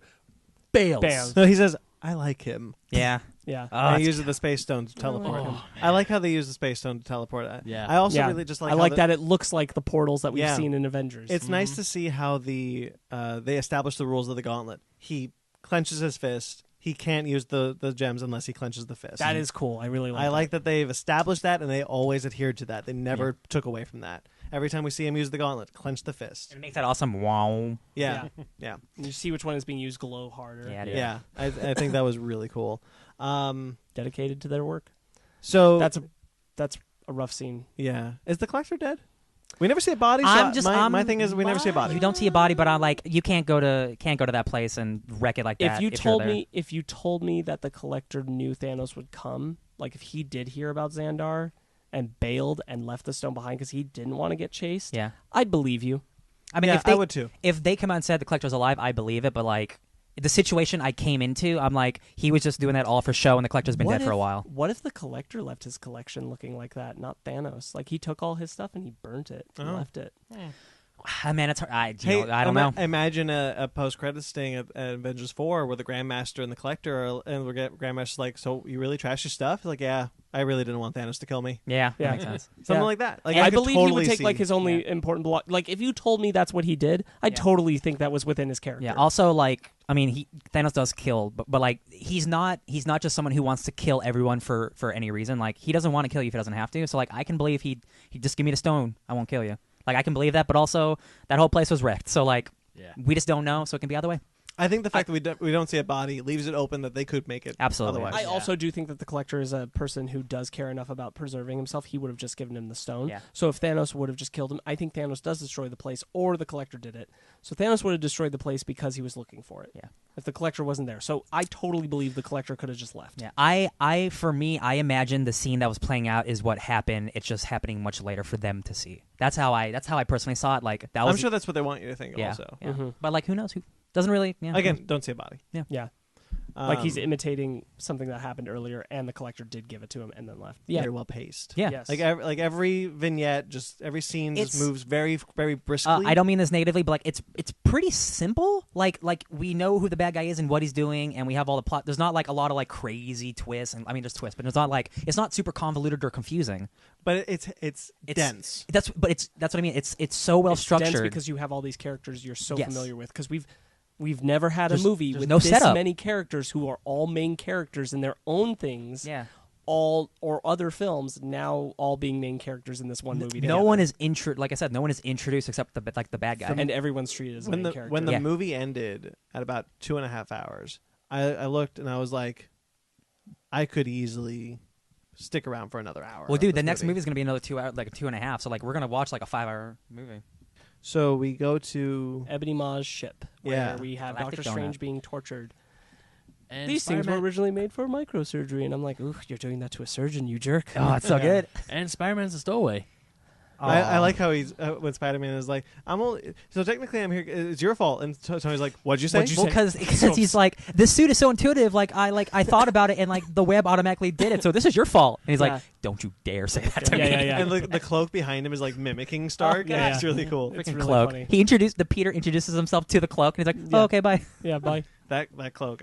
It's funny. It's a funny character. And of course, he points down. He's like, "Okay, here's the situation. We got an okay. Oh, have you ever seen this really old movie, Aliens?" Now I have a question. Yeah. Teenagers don't talk that way. And I was okay with it with Empire Strikes Back. But kids don't say, do you remember that old movie with the walking thing? Kids know what Star Wars is. Kids know what Alien is. Here's my Especially a nerdy kid like Peter. Like, you don't say that old movie Aliens. You just say Aliens. here's my counter to that. You don't say that. Here's my only counter to that. Okay. The writers like making old jokes. No, and I understand the reason because they try to show how old he is, but that's just not how people talk. No, I a agree. 15, like a 16-year-old is not going to say that old movie It Aliens. is a consistent problem that I don't like with how these guys write Peter. Yeah, I'll agree with that. Yeah, that's the one. That's my one problem. Yeah, that's the one Peter It's- line I didn't It's really like. minor. I It like doesn't the- like ruin it for me No. like it does with Peter Quill. But it just sounded like that last movie. No. So I'm like, oh, okay. I like the aliens joke. I didn't like that. Have you seen this really old movie? It's like, we already got that in Civil War. That's what I mean. We don't need this Yeah. again. Yeah. Just say, hey, have you ever seen the movie Aliens? Just Or leave say it- like, I know it's, or like even just different phrase in the exact same phrase you said. That's my Yeah. thing. I really appreciate attention to detail with Doctor Strange's hands have scars on Yes. them. Me I too. really appreciate that stuff. Me too. I also really like how when Ebony Maw is shot through the ship Yeah. outside, he freezes like we see in Guardians of the Galaxy. Just like we've seen before, yeah. Yeah, I like that consistency with the universe. Yeah. Real quick, speaking of space, Thor can just breathe in space. Is this the thing as Guardians can do? I There's think never been anything this. You know what? It makes sense because he fell out of the Bifrost and landed in Sakaar. That is Yeah. true. So him and Loki. it does make sense that him being who he is could do this. Yeah. Well, like Superman can breathe in space, right? Sometimes. Yeah. Sometimes. Maybe it's like Thor. Depends on Sometimes. the writer. Depends who was I right. think it maybe depends on who's writing it. I'm not unbelieving of this. It's not like a Thor can breathe in space. It's like a Can is that a thing that we've known before? Yeah. Technically, it would have been established in Ragnarok when he falls out of the Bifrost. Yeah. Yeah, I'll allow Fair it. point. I like when Strange is like, we need to turn around, and Stark's like, maybe we don't. Yeah, That whole interaction where he explains the plan and he's like, really, "Do you concur?" And Doctor Strange's like, "Yeah, okay. Yeah, Yeah, you're it's smart." Really, really good interactions between them and with Peter in the mix. Really great stuff. Yeah. I love the moment where Tony makes him an Avenger. I like such a how good scene. I like how the Awesome. mentor thing of Stark carried over from Spider-Man: Homecoming. and yeah, it's a good arc between them from Civil War all the way to here. Mhm. Yeah, It's carrying it on well. Yeah. yeah. Who's this, your ward? No. We're Yeah, I'm here, by the nothing- way, Doctor Strange. Oh, these are made up names. Nothing is left hanging. They keep all the character development flowing really well. And Tom Holland is like, He's what a- great. He's so good, man. We're so lucky to have him as Spider-Man. Yeah. And he's young. He's not like 40 like Tobey Maguire, so we Yeah. can get him for like 5 more movies. Yeah. I think he's going to make it all the way through the next Oh hell yeah, 3 phases. I think so Oh, too. yeah. I think I they're wouldn't going to be- keep him front and center for that, and then probably Dude, and, like- eventually take him out for Miles. dude. In like 10 years, he's gonna be like leading that Avengers movie, and he's gonna take it out for Miles. Yeah, Man. him and T'Challa. Can you imagine what this franchise is going to look 10 years from now? I Nope. like no, 10 years because ago. I couldn't have imagined this. Yeah, 10 I was years I ago. was a wee little teenage baby, and I was was- like, Iron Man, what? I was just excited 10 years ago for the idea that we were going to see Cap, Thor, and Iron Man all in one movie. Yeah. Even okay, so like before Avengers came out, I was still not convinced we were ever gonna get Avengers. Even that trailer, I was like, this isn't real. We don't deserve this. When Thanos was at the end, I'm like, this is never happening. There's no way. There's just no way. And we're here. And then the movie makes $1 billion. And then the movie Yeah. is made $650 million in 3 days. Yeah. Holy shit. Here we are. Yeah, it's great stuff. I love that all the stuff that's happening inside of Ebony Maw's ship is really great. And Yeah. Ebony Maw left a really great impression for our little Yeah, dude. screen He time. did. I think he was the only one of the Black Order that really does. He Yes. does, and it's so weird because he is featured a lot in the comics, but Corvus Glaive. Glaive and Proxima Midnight are just as featured, if not more. I would say Proxima Midnight I'd hold in this movie just below Ebony Maw. Yeah. And But man, I'll touch Carrie- on that later because her strength is at the Battle of Wakanda. Yes, Yeah, yeah. So from Ebony Maw's ship, we go to the Avengers estate, where they arrive, and Rhodey is talking with My, Ross. my only comment on this scene, I kind of wish Banner had talked to Ross a bit. I would have liked to have seen that. Yeah, I understand why he was hiding in a back room when Me Ross was too. on the thing. yeah. Didn't want to deal with that. Yeah. We talked about this off. There's a broadcast. Spider-Man and a Nightman? I don't like that Rhodey is the person who basically says, yeah, the Accords were done, because Rhodey is specifically the person these guys chose to say, no, the Yeah. Accords were still a good idea, even though I lost control of my legs. Yeah. At the He end says, of Civil War. what doesn't he say? It- Like, I would do it again. Yeah. I at would the do end- it again. yeah. I don't regret it. Yeah. And now here he is saying, yeah, I regret that. I paid for it. And Yeah. it's like, what? It just how you feel about, like, what was the point of Thor Ragnarok? This is how I feel about the argument about the I Accords. feel I- more for that because like you Oh, said, you like take his side. absolutely. At the end of Civil War, he's like, yeah, Tony, I got a bad rap, but like I do it again. And the reason I feel that way is because halfway through Civil War, the argument stops being about the Accords and starts really just being about Bucky. Yeah. And so, like, nobody's really talking about the Accords anymore because everybody kind of agrees that they're not a great idea and they they need gotta to be get done. retooled. Even Yeah. Tony says that. And then at the end, Rhodey's like, oh, no, I totally hold to them. And then in this movie, he's like, nah, that was dumb. And Yeah. it's like, okay, so I guess Civil War was just a stupid idea. And They you, keep- you mentioned that if it was just at the end of Civil War, he says, maybe this wasn't such a Maybe good this idea? wasn't the right idea, then I thought that would have been enough. Either Yeah. say it there or even have a Because line here where it's like, you know what, over the years I've changed my mind. Even one line like that, but like It's only so frustrating because it's Rhodey, and he specifically is the guy. He's at the end who was government saying- man. who was saying to Tony, "Hey Tony, don't doubt this. This was totally the right thing to do." And then in this movie, he's like, "That was definitely not the right thing to do." And Yeah. it's like, dude, what? Yeah. It's yeah. There are some inconsistencies going from other movies to this one, but like they're minor. But that was their movie. No, which is why that's it's so what's- frustrating. Yeah, It it's was. crazy. It's the exact same creative team. Yeah, the same It's writers same and writers, everything, same yeah. So that directors. really bothers me. Yeah. I mean, it's not enough to like ruin Maybe the there's a movie for me. deleted scene that's like him explaining, like, "Oh, I changed sides" or whatever. I don't know. But No, even, I know. that's not like it's not necessary to change it for this movie. But then Rhodey shouldn't have been the guy saying it at the end of I Civil think War. That's all. I think for them, it's like it's just like, hey, he was on that side, but it, like you can tell from the scene he's changed sides. We don't need to go any more into it. That's not enough. It's not enough. it's retroactively. It makes me feel like Civil War as much as I like Civil War, and I do. It makes me feel like it was a movie that the Sokovia Accords was a really forced thing just to make them fight without actually being thought through. Yeah. And actually having an impact. That's fair. And this kind of does wipe that away for me. I wonder if Civil War, not to get too much into Civil War, but I wonder if Civil War would have worked better if it was just about Bucky. Like if the Accords never I really know what play you mean. into it. I know what you mean, and I thought about that too. And I think Same with maybe, Winter Soldier. And I think maybe Yeah.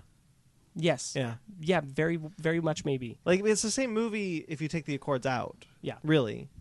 They're fighting over Bucky being a bad guy, kind of. Like Yeah. if you talked about accountability, and then it did bring up, but like not have it be them breaking up about the sign, but breaking up about this. Yeah.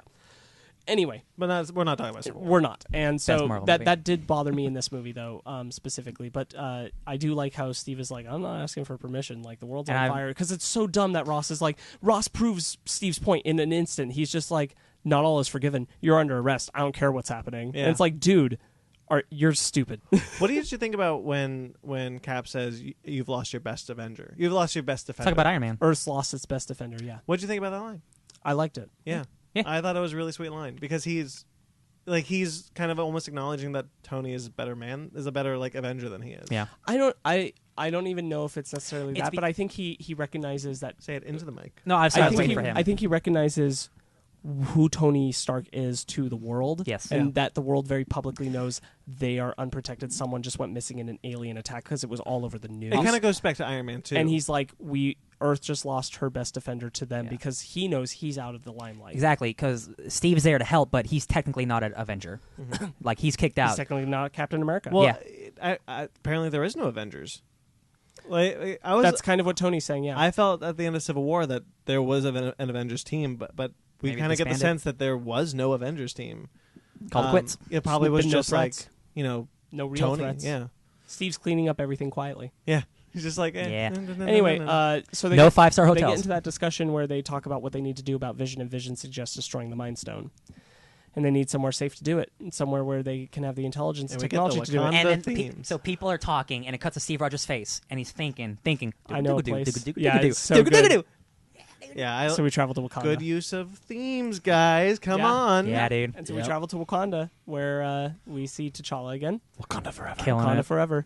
And he Wakanda sometimes. brings Bucky a brand new The arm. White Wolf? Yep, the White Dude, Wolf. that adamantium, damn it. That vibranium arm Vibranium. is so cool looking. he brings a nice new vibranium arm to the very underdeveloped character. He has like maybe 3 lines in the the whole most movie. underdeveloped character of the MCU, I'd say. That's true. He has a movie named off of him. Yeah. only And in for so 20 it's like, minutes. Yeah. so he walks up and he's like, neat. Where's the battle? Oh, it's coming. It's on its way. Yeah. Neat. And then we leave that We just as quickly we as we leave came. Wakanda then. Just as quickly as we Hey, came. they hug. And we go to a huge scene in the movie, which is getting the Soul Stone. oh man, is that the next scene? Really? Oh my god. Oh my Because lordy lord! it's Thanos. It's Thanos finding out that You're a very strange that person. he's that he's on the ship with Gamora, and he says, "I know you know." You know what I'm the right. Is this Soul Stone was." before or after there's the flashback of a young Gamora? Oh yeah, I'm Yeah, sorry. Oh, I totally yeah. forgot. Flashback. So let's talk about all the Thanos and Gamora stuff here, because we've got the flashback, we've got the scene with Nebula where she's being tortured, and then we've got the scene where they're getting This the Soul stuff Stone. works really, It's my really favorite. well. The Thanos Gamora stuff is probably my So favorite much stuff in this movie. Yeah. Yeah, I love that scene. I love the. We I love, humanize Thanos in I these love moments. They split the people and kill half. And you choose a side. You Yeah. choose it. Like we don't. We're gonna tell you which one it is, but you choose a side, and if it's random, Yeah. Yeah, that's rough. Yeah, I really like when he's looking at the blade, and he sees the shooting starts, and he like, don't look over there, look over there. No. Concentrate. Perfectly balanced. Again, Do it. he Just doesn't like want to me. really kill anyone. Question: Yeah, Did like- that blade like- get bigger or smaller? No, Thanos is really big. She Thanos was really is really small. big and and then she's she really grew small. into an adult woman, which was normal size for her. Okay. Thanos is Yeah. really big It's just it's a normal sized dagger when she holds it. Yeah. Okay. when she's a baby. Well, she it's- holds it as an adult. Yeah, it looked like normal size yeah, when she was a She was a kid. baby. Because I know Thanos is huge, and he's able. So to... yeah, Thanos is like, yeah, check out this blade. It's perfectly balanced. So you flip it to one side, flip it to the other, like, and he's right in the middle. And you Yeah, try, yeah. little girl. And everyone starts dying. He's a good like, scene. don't look. Just do this thing I told you to do. Yeah, it's a very really great- fatherly of her, or fatherly of him, Yeah. and it freaks me out because the whole movie I hate this guy, but then I see him like nurturing Gamora in a weird sadistic way. He loves Gamora. Dude, it's. I didn't expect this to be in the movie as much as it was, and I really like it because like Thanos might be the most evil person on the planet, but he's still someone's father, and to You him, keep saying planet. you know, because it's so big. Universe. It's so big, I can't think of how big it is. He's the most evil person in the universe, but to him, he's still someone's dad, and he's still like the good guy. So to him, he's like when Gamora kills him like on nowhere, and he doesn't actually kill him. Like he's like, why would you do this to me? You're my daughter. Like, don't you love me? And she does. Yeah. That's what's crazy about it. She does because she starts crying, and like, what a effed up relationship they have, man. I think that Thanos. I don't even think it's his own sadistic way. I think he like just genuinely loves Gamora. He does. Yeah. It's his daughter. Like, and even though he took her from someone else, like to him, that's his daughter. His favorite daughter. Yeah, exactly. And yeah, I like that they brought that from Guardians of the Galaxy 1, where he says, "And you alienated my favorite daughter, Gamora." And she was a bad guy. Gamora was an assassin for Thanos until she realized this is not good. So, like, for him, she was exactly who he wanted her to be his whole life. Well, she says she hated it every day too. yeah, In this scene. and he knows that. But Yeah, she hated it. She hated it all 20 years that she was Yeah. there, but she did it until she found a way to get away because Yeah. she could sell the Infinity Stone. He even says, "Yeah, so they tell me." And, like he's sad. Yeah, He's yeah. like, "I hoped you would I've have been sat in told this that. chair one day." it's a I've bump. told It's that like too. I feel bad for like the biggest villain in the And world. he Like, has it's that crazy. moment. And he has that moment where he says, "The universe is finite. Its resources finite." And she's like, "You don't know that. I'm the only one that knows that." Or I'm the only person strong enough to I do really that. started to kind of buy it when he was like, "Do you know what happened since then? Not a child has known All the children have known full bellies and The- sunny skies. So the planet It's a that paradise. Gamora was taken from, where Thanos killed half the people, Everything's like great now. everything's great. No one's hungry. Like it's lush. It's a Hey, it was paradise. kind of cool to see the Chitauri again, by the way. Yeah, Yeah. Oh, yeah. And you know what, man? Like kind of like Killmonger. Like you can totally see his point of view. Like, of course, it's sadistic, it's terrible, but doing this It would exists. prosper the universe later. Sure. Like you get it, and it's I It's a really calling. I really like it. Like Yeah. It's the same motivation that Valentine has, and Except Yeah. Valentine. Kingsman. Except Valentine favored the rich, rich. and the popular. You're right. kind of Ra's al Thanos Ghul was a little bit. was all fair. Yeah. Yeah, It's like completely random, rich, poor alike. You die. Thanos is a nicer guy than Valentine. yeah. So when we get to Vormir, which is the place where the Oh Infinity. well, I want to talk about Oh. Nebula being tortured first. Yeah. Oh sure, yeah. That was such a good reveal when you walk in and you see her floating and then it turns. Dude, that's- and you see her pulled apart. oh Yeah. my gosh. Brutal. I didn't realize how much machine she was. I Oh, knew yeah. she was She's a machine, lot. but A lot of Ooh. machine. Well, she says in Guardians 2. her brain literally separates in two halves. Yeah, when she says in Guardians 2, every time she beat me, he would replace a Place part me of me. with something. Yeah. Something else. Yeah. Oh, and there's the bit where it's like, you should have killed me. It would have been a waste of parts. yeah. God. Like, he doesn't like Nebula. Nah. No, he really doesn't. It's so brutal. It's Yeah. sad. Oh, And she man. was the one who kept working for him. Yeah. Man, what a movie. Like in Guardians 1, when Thanks, he, Dad. I'm so glad that he says that. She snuck on board, tried to kill me. Almost did too. I'm like, good. I'm glad she almost. Yeah, did me it. too. When Almost like he's proud a little bit. Like, yeah. okay. Yeah. when he's like, you Bless you. bless you. When you alienated my favorite daughter Gamora, and you see like Nebula like kind of flinch. I like that because Nebula wanted his affection. Yeah. I don't know that it's necessarily that. I don't know that it's necessarily she absolutely wanted that because in Guardians 2 it's very much a, you watched him do it to me and all I ever wanted was a sister. Yeah. I think it's more that it's wincing at what Gamora put her through. Oh, yeah. More than what she wants from Thanos. She cares more about Could be. Gamora being her sister and caring about her than she does about because she hates him. Yeah, that's a good point. And it's Nebula's suffering that turns Gamora to say where the Soul Stone is. Right, because he knows from recordings in her head. He she sent knows. Gamora to find the Soul Stone, but then she claims to never have found it. And Zoe Saldana does some of her best acting I agree. in Yeah. these moments, and I believe so much from Guardians 2 and here her relationship with Nebula. It's really Yeah. good. Yeah. It's really, really And it's good. so good because he's like, it was disappointing that you couldn't do the thing. He's like, well, I'm sorry I disappointed you. And- I'm not mad that you didn't find it. I'm mad that you lied to me about it. I'm and mad that you find did. it. Yeah. And then you lied. And the way he says it, and you lied.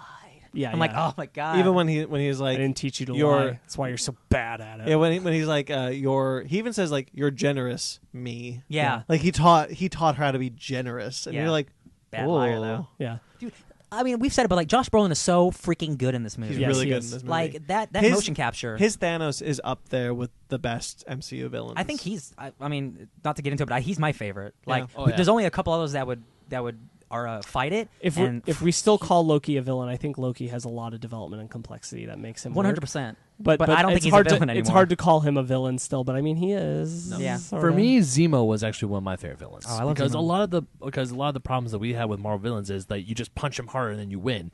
Whereas Zemo, you had to think. that's not my problem with Marvel villains. I just We've- want to point that out. We've Yeah, had it's not mine we either. had a talk about it. My problem with Marvel villains is that they're underdeveloped. Yeah. You don't spend any time with them as characters. They're just kind of bad. Either that, or they're bad, or they're just kind of the hero, only bad. I'm the anti-hero. I really like Ultron still. I like Ultron. Yeah, Ultron's fine. James Spader, wow. I think But James in, Spader brings in a terms lot of to that role. performance, I do too. No, in terms of performance, it's Josh Brolin, Daniel Brühl, and James Spader. Those are my top three. Really, where As does performance-wise. Michael B. Jordan come in. Yeah. He's a great Michael villain. Keaton. They're all really great, but I like those three Can you not do that? performances. Oh, more. sorry. It's so loud. I like those three performances more. Anyway, they go to get the Soul Stone. Vormir, which is a This is made-up not planet. that's a discussion for ranking, not for today. You're right. Yeah. So they go to that planet where they do the dumb movie thing that I don't like, which is where you have the ability to transport anywhere you want, and you transport a giant walking distance Like away a from the mile place away. you're trying to go. So it's up. yeah. So we We're going to transport onto the plains and look at the mountain. So it's up there. Yeah, it's up there. They Okay, just let's as walk. easily could have done a wide shot and shown the portal appearing on the mountain and put us on the mountain's edge Yeah. with them rather than doing that. I didn't like that. It You're just right. bothers me. It's dumb mechanics because he literally transports wherever he wants any other time. It's true. And we get my favorite cameo in the That movie. cameo Yeah. was so good. Yeah, Stanley. Yeah. So yeah, we if- said it in the beginning of the episode, but it's When the cloak showed up, Ryan and I both started freaking out, I think, individually because we Yeah. thought it was Death. Yep. And then he starts talking and we both started freaking out because we realized who it was. And I was so happy with that reveal. I 'cause was it's ready. The red frickin' skull. Dude, it's Red Skull's amazing. I was ready for it to be like Death and be like, and like Thanos find like a new, like he find his true love. Like I was ready for like this is the actual new plot of the movie. But then freaking Red Skull shows up and I'm like, oh, hello, this is awesome. The second I because we don't see his face at first, and he's like, "Welcome, Thanos." I am a German man. Yeah, and when he started talking, I was like, "I know that voice somewhere. Where do I know that voice?" I never thought Why in a is- million years. I never thought in a million years No, we'd see the Red never. Skull again. And then of course there he shows up. I'm literally sitting in my seat the first time seeing him going, "What the f?" Yeah, dude. What the like quietly, of course. You but know I'm what? like, It's the guys who did. It's the same writers who did Captain America: The First Avenger. They wrote all the Captain America movies. If anyone was going to figure out how to bring back the Red Red Skull, Skull? it's them. I'm so glad it paid off. Me too. I love him. I love him in this scene. He's tormented. So he's trapped. good. He's like exactly where he should be. I love how he's like, "You know us? That is my curse to know those who come here. Do you and think- for a treasure that I can never get?" Do you think he'll appear again? I- Do you think they're setting him up for more? I want to believe. Do you think at yes. the end he might get access to the stones and be like, I could go back? I'm gonna say no. I'm gonna say unclear. Because Unclear, Here's the yeah. thing. Now that they brought him back on the board, you can really do anything you want with him. I would love to see the Red Skull return. So do you think like now that the Soul Stone is taken, like he can leave that place? Do you think? Man, I think he could do something. I wouldn't be surprised if he's the villain of Avengers 5. That's just saying. crazy. But I would be Again, for it. Now that he's back on the table. Like really, they could do anything. Like truly, Yeah, like so, they like can. it's. We talked about 350,000 different ways where Yeah. the Collector could have lived in Yeah, a yeah. scene. Yeah. They can clearly bring back the Red Man. Skull, I'm so happy. who we know didn't die. now. possibility- And he's got endless. he's got something up with him because like he His can fly now. his face is a lot more degraded. yeah. He's much more like a skull. He can fly. He can fly. It reminds me of the Cosmic Skull from Avengers, not the Earth's Mightiest Heroes. Is that the good one or the bad one? Earth's Mightiest Heroes, the Earth's TV Mightiest show. Heroes, the TV show, yeah. The good one? Okay, Yeah. so Avengers Assemble had a cosmic Red Skull. Yeah. That was pretty cool. That like that's all right. I would love it. too. Cosmic just Red Skull saying- is pretty cool. I'm just saying, if Avengers 5 is Red Skull villain, I wouldn't be shocked. He is one of my favorite. He is one of my favorite villains. Yeah. Again, but my love of that movie is Yeah, dude. Dude, He's a good one. He's so great. He's Yeah. so great. And Ross Marquand, who is taking over from Hugo Weaving, does a great job. Yeah. Really great job.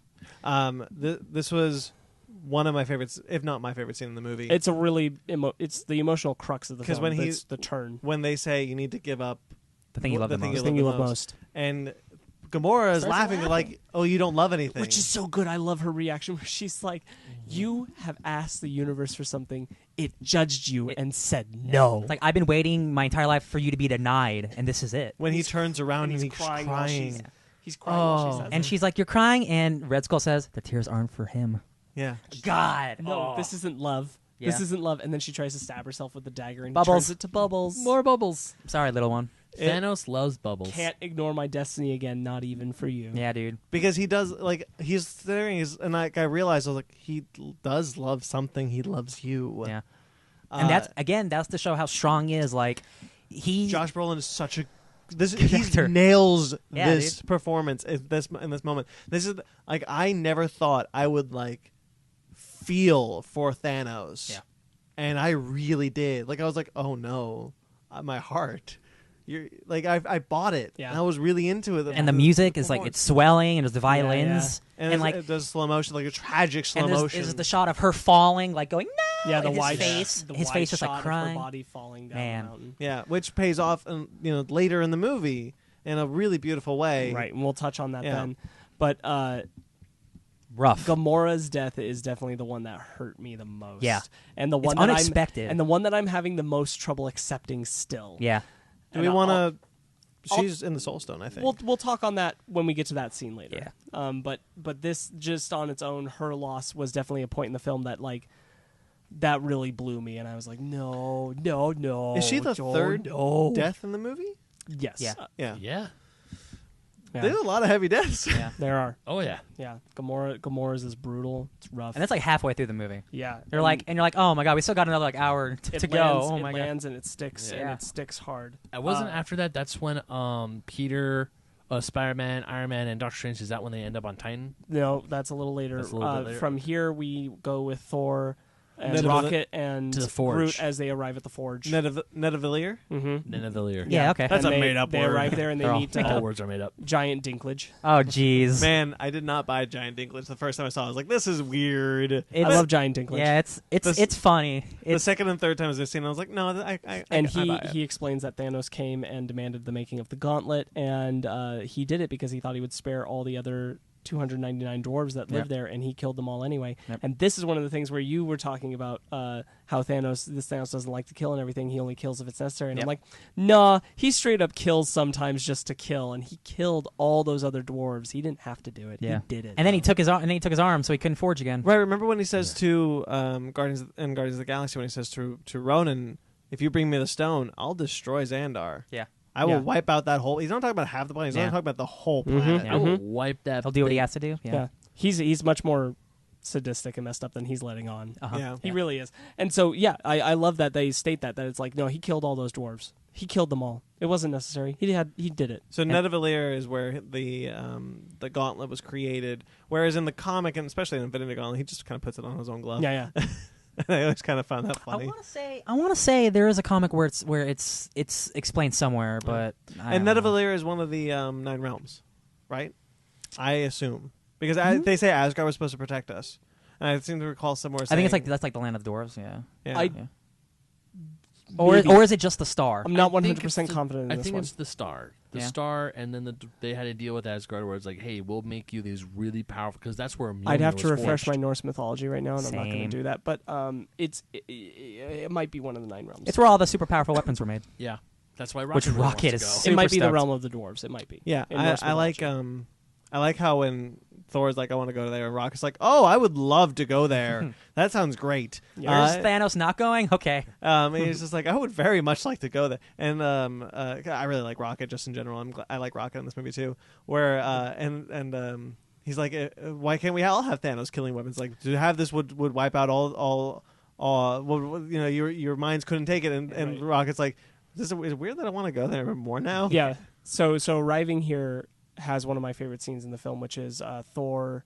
Rocket knows that he needs to talk to Thor about what's happening to him. Yeah. And so he goes to comfort him, and Thor is trying to make light of the situation they're in, but he is clearly upset and crying. But he's trying to like laugh and joke. And it's honestly some of the best acting I've ever seen from Chris Hemsworth, and it's such a good scene. Yeah, dude. It's arguably one of my, I think everyone is my is favorite. on point in this movie. Yeah, he's so good because he's saying, well, he's never fought me. Yeah, he did. Well, he's never fought me twice.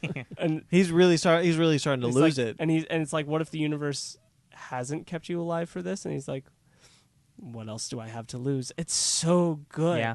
And he's like wiping away the tears. Yeah, dude. And then Rocket gives him a new eye. Yeah. Oh, that was up He's his buckled butthole. up his butt. Yeah. Yeah. It's really just kind of distracting, the new eye, because it's a different eye color. Yeah. Heterochromia, baby. The heterochromia. I'm fine with it. Yeah. It's groovy, baby. It's a groovy mutation, baby. Yeah. Can't fight Thanos with one eye. Nope. So yeah, then they find out about all that, and they have to get the forge started again so that they can make a new weapon that can fight Thanos. Stormbreaker. Ooh, it's a little much. We leave there, and that's when Peter, Strange, and Stark are crashing into Titan, and the Guardians are about to meet them, which is also just before that is Nebula escaping and sending Mantis the signal to go to Titan. Oh, yes. Which is great. I'm glad that she did that. Yeah. So yeah, they crash land on the planet, and which is an awesome shot when it says, I love when the text comes up and it's just like Titan, and I'm like, I never thought we'd go to Titan. Yeah, dude. That's awesome. And the Guardians bust in, which is Peter and Drax and Mantis, and start fighting with Stark, Strange, and both thinking that the other is Bad guys. Wardens of Thanos. Yeah. What master do you serve? What am I supposed to say? Jesus? You're from Earth. From Missouri. That's from Earth, dipshit. Oh, dude. It's like, who's Gamora? It's like, where's Gamora? I'll do you one better. Who's Gamora? I'll do you one better. Why is Gamora? I kept waiting for Peter Quill to realize he was holding a teenager. Yeah. That's kind of where I thought that was going. Yeah. Him to like be surprised he was about to kill a teenager. That's kind of what I anticipated, and Well, it didn't do it. You know Thor. Well, I mean, Like- he's fighting Thanos and all these other people. No, only like- in the moment when Spider-Man started speaking and like clearly had like a young man's voice. That's why I expected is him to let go, because like it just. That's what I thought they were That makes leaning sense. into, and We're it didn't. Avengers, And I'm man. not saying like it's a bad thing they didn't. That's what I thought we were going to. That makes sense. Oh, I'm gonna beat up a kid. Sorry. Yeah, and again, like something just felt off about Peter here. I can't put my finger on it in this scene, but it did. Sorry, a little bit of mythology fun. Ooh. Nidavellir, also known as Svorfalfheim. Okay, see that name I did know. Yeah. I mean I can't pronounce it for you, but Whatever. Svorfalfheim. Yeah, it's one of the 9 realms. Bless you. Yes, it is. So it's the same name for both. yeah, Nidavellir is easier to pronounce. Even that's the name I actually would have recognized. Yeah. But yeah, because I was like, all the Norse mythology places usually end in Heim. Yeah. So, but maybe Or Dwarfstar. Yeah. Well, Or Midgar. Yeah. Midgard, Asgard, and Oh yeah, Midgard, Asgard. there's another one. Jotunheim. We're winking. Most All of right. them. So, yeah, something about Peter Quill felt a little off here too. Always the interaction does. with them. Or- I do like Drax here though. He's like, "I'll do you one better. Why is Gamora?" Or, Jax was every line, man. Or when he's like, "Do it, Quill. I can take it." No, you can't. You definitely can't. Yeah. So we do a little bit of jumping very quickly here. We see Thor and Rocket getting the forge started, but we also see Real quick. Then we come back and they're forming their plan I will for say Thanos. when Tony Stark aims his gun at Drax and it turns into a cannon. That's a cannon that's attachable as like a toy, and that's like one of the first times I've ever seen an actual movie thing appear as a toy. Like you know how there's like 30 different Batman action figures with different like aesthetics. Yeah. Like this was the thing that's a toy that was in a movie. What was the bit? Amazing. I like. Oh yeah, when Mantis is like, "What do you guys do? We kick names and take Take ass." And Drax is like, hell yeah. yeah, yeah, And it's like, who are you? We're the Avengers, man. yeah. Oh, you know. You know Kevin Thor Bacon? told us about you. Yeah, It's like Kevin Bacon. Well, maybe he could be. Sorry. we dance off to save the universe. Dance it like a Footloose. Exactly like Footloose. Is that still the best movie ever? Yeah, yeah. Ever? It It never never was. was. Oh, boy. And then he's like, Poor There's Peter. a lot of fun. There's interplay a between lot Oh, of now lot the of fun three interplay. Avengers. But again, somewhere in there, not feeling Peter Quill. Yeah, but you know who I'm feeling? Doctor Strange. Oh, no, yeah. he's great. Is he supposed to be doing that? And he's using the time stone to Yes, look at yes. what was His it? head's going 14,605,000. And he's like, how many did we win? 1. Yeah, everybody else does feel on point in the bantering and everything Yeah. in there. Yeah. yeah. Just not Quill. Yeah, And I really love- do like that. I really like Rocket. Again, I love Rocket and Thor a lot in this movie. Yeah. Yeah. Like I really like their team up when Bradley Rabbit. Cooper, man. Sweet rabbit. or what is it? What is the? Only, it'll kill you only if I die. Yes, That's what killing you means. God. I thought it was like, and if I die, yes, that's what killing you means. You It has to be only if I die, or else Oh, the joke okay. doesn't work. Yeah. They restart the forge. I'm So yes, good. they do get the forge started. I really like that Doctor Strange used the time stone for that. It does set things up really well. It sets up that point, Doctor Strange knows the rest of the next 2 movies. So he's letting everything that's about to happen because The that's next movie. It's a movie in like an hour. He's the only one who knows what's really about to happen. A movie in an hour. Like like the rest of this yeah, movie. yeah, yeah, and we'll What time address are that we- later when he says it. It's super cool. What time are we going to bed? A movie in an hour. Yeah, like a movie in another. Yeah, Thor getting the forge started with Rocket Is and that so is cool. really great. Full force really of the great star. scene. Groot finally takes some notice. Groot feels a little underdeveloped for me in this one. A little bit. I mean, I understand it and it's acceptable and it's fine, but I did wish there was something more, and maybe there was originally, to connect him and Thor besides the like pee in a cup thing, so that he would care more when Thor got hurt. Because I get the little idea weird. of like making him step up and him being like, I want to help this guy, and so that's why he helps him get the handle and makes the handle out of his own arm. I really like that moment, but I don't feel like it was properly developed. I wish there had been like just a little more interaction between Groot and Thor. Yeah, because like Groot like hurts himself making it. Because like, the whole time Groot's just in his video game. I wish there had been something else about Thor and Groot to connect them. And watching this a second time, there was something somewhere where Thor talked about losing his people or something, and it specifically showed Groot reacting to it for some reason. I noticed it the second time. I can't remember what point it was, but he recognized some kind of pain that Thor's going through when they were in the original group thing. You know, that actually takes... I want to just mention something that I really don't like that James Gunn said, where he said that this Groot is a different Groot. yeah, that's a while ago. But in the comics, it's not the case. Groot is he just keeps regrowing. Yeah. Uh-huh. But in the movie... it's a new Groot. Old it's a Groot's new dead. Groot. Yeah. So I would really like it if that wasn't the case. And I guess never say it in the movies. Sure, so sure. It could be. But I would really like it if it was not the case. And Groot, when he's like, I lost my people, in the comics, Groot is the king of his planet, Planet X. of Planet X. I would like to see maybe a little something there. You know, I feel maybe like the I feel like he kin- can the still. kindred ship. I feel like, to me, in the movies, with Groot being the offspring of the other Groot, it's a King Piccolo Jr. thing. To There you me, go. That's Oh, a yeah. good where reference. he kind of has all that kind of knowledge and memory from the old group, but is Yeah. still his own being and Yeah. separate from him. Which That's could be. kind of how I connected in my brain. It's very much that dynamic That's a to good. me. That's a good Dragon Ball Z reference. dude. So I feel like it's that kind of thing, but that still needed to be developed more in this movie. I felt Yeah. for the Groot moment that felt a little bit of a bummer to me. But I did like the handle thing. I like that a lot. And so Wakanda, they arrive in Wakanda, Yeah. Your best Wakanda theme? Yeah. and Shuri is figuring out how to separate Shuri, the my new stone. Oh my God, Crush. she's like just showing how stupid everyone else is. Like, why didn't she just do this thing? Because we didn't think we about didn't it. think of I'm that. sure- I'm And sure she's you like, tried I'm your sure best. you did your best. There's like 16-year-old just like showing up Bruce Banner. It's great. And how Yeah. many PhDs does Banner have? Yeah, My new Marvel crush, Shuri. yeah. She's so good, dude. She's great. Not in it enough, but that's okay. Yeah. I mean, Yo, man, um, there's so many. There are so many characters. No, I know. so many. No, I M'Baku's know. in there I'm- for like 5 minutes, whatever, man. I love lo- M'Baku. M'Baku was. When I heard him chanting, which I'm not going to try to imitate, but I want to it's really either bad. it's either Baffa I'm not even gonna. or Vaf, or it starts with a V. Is that starts with a V or starts with a V? I don't remember. I don't know. Wait, Don't worry about No, it. the Don't worry chant. about it. Yeah, no. Right. Yeah, so they arrive in Wakanda and they start dropping army on them. yep. Oh yeah, and it lands on the shield, and Yep. Bucky's like, "I love this place." Yeah, yeah. A semi-stable 100-year-old Well, man. no. First, Proxima Midnight and Cull Obsidian show up, and no, they start dropping the things first, and then they meet them. They march to meet them at the dome. You're right. Mm-hmm. And that's when Proxima Midnight's like, we've got blood to spare. Hey, Also, I really like how Cap and Black Panther, when they run, so that much they run faster. faster than They're the others. so much faster That than they the show others. that they're very kindred to each other. Yeah. There I are a like that lot of kindred moments I've noticed between Black Panther and Steve. The fact that in both of their single films, Captain America: First Avenger and Black Panther, they both drop on grenades to save other people. Yeah.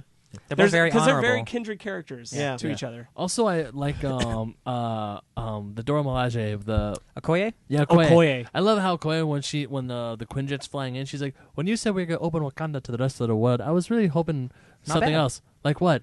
I don't know. The Olympics, maybe a Starbucks. Yeah, it's pretty That's good. a really good. I love that line, and of course Chadwick Boseman saying, "And get this man a shield." I was like, yes. The trailer moment always works. Trailer Yeah. moment always works. Are you guys fine with the mini shields?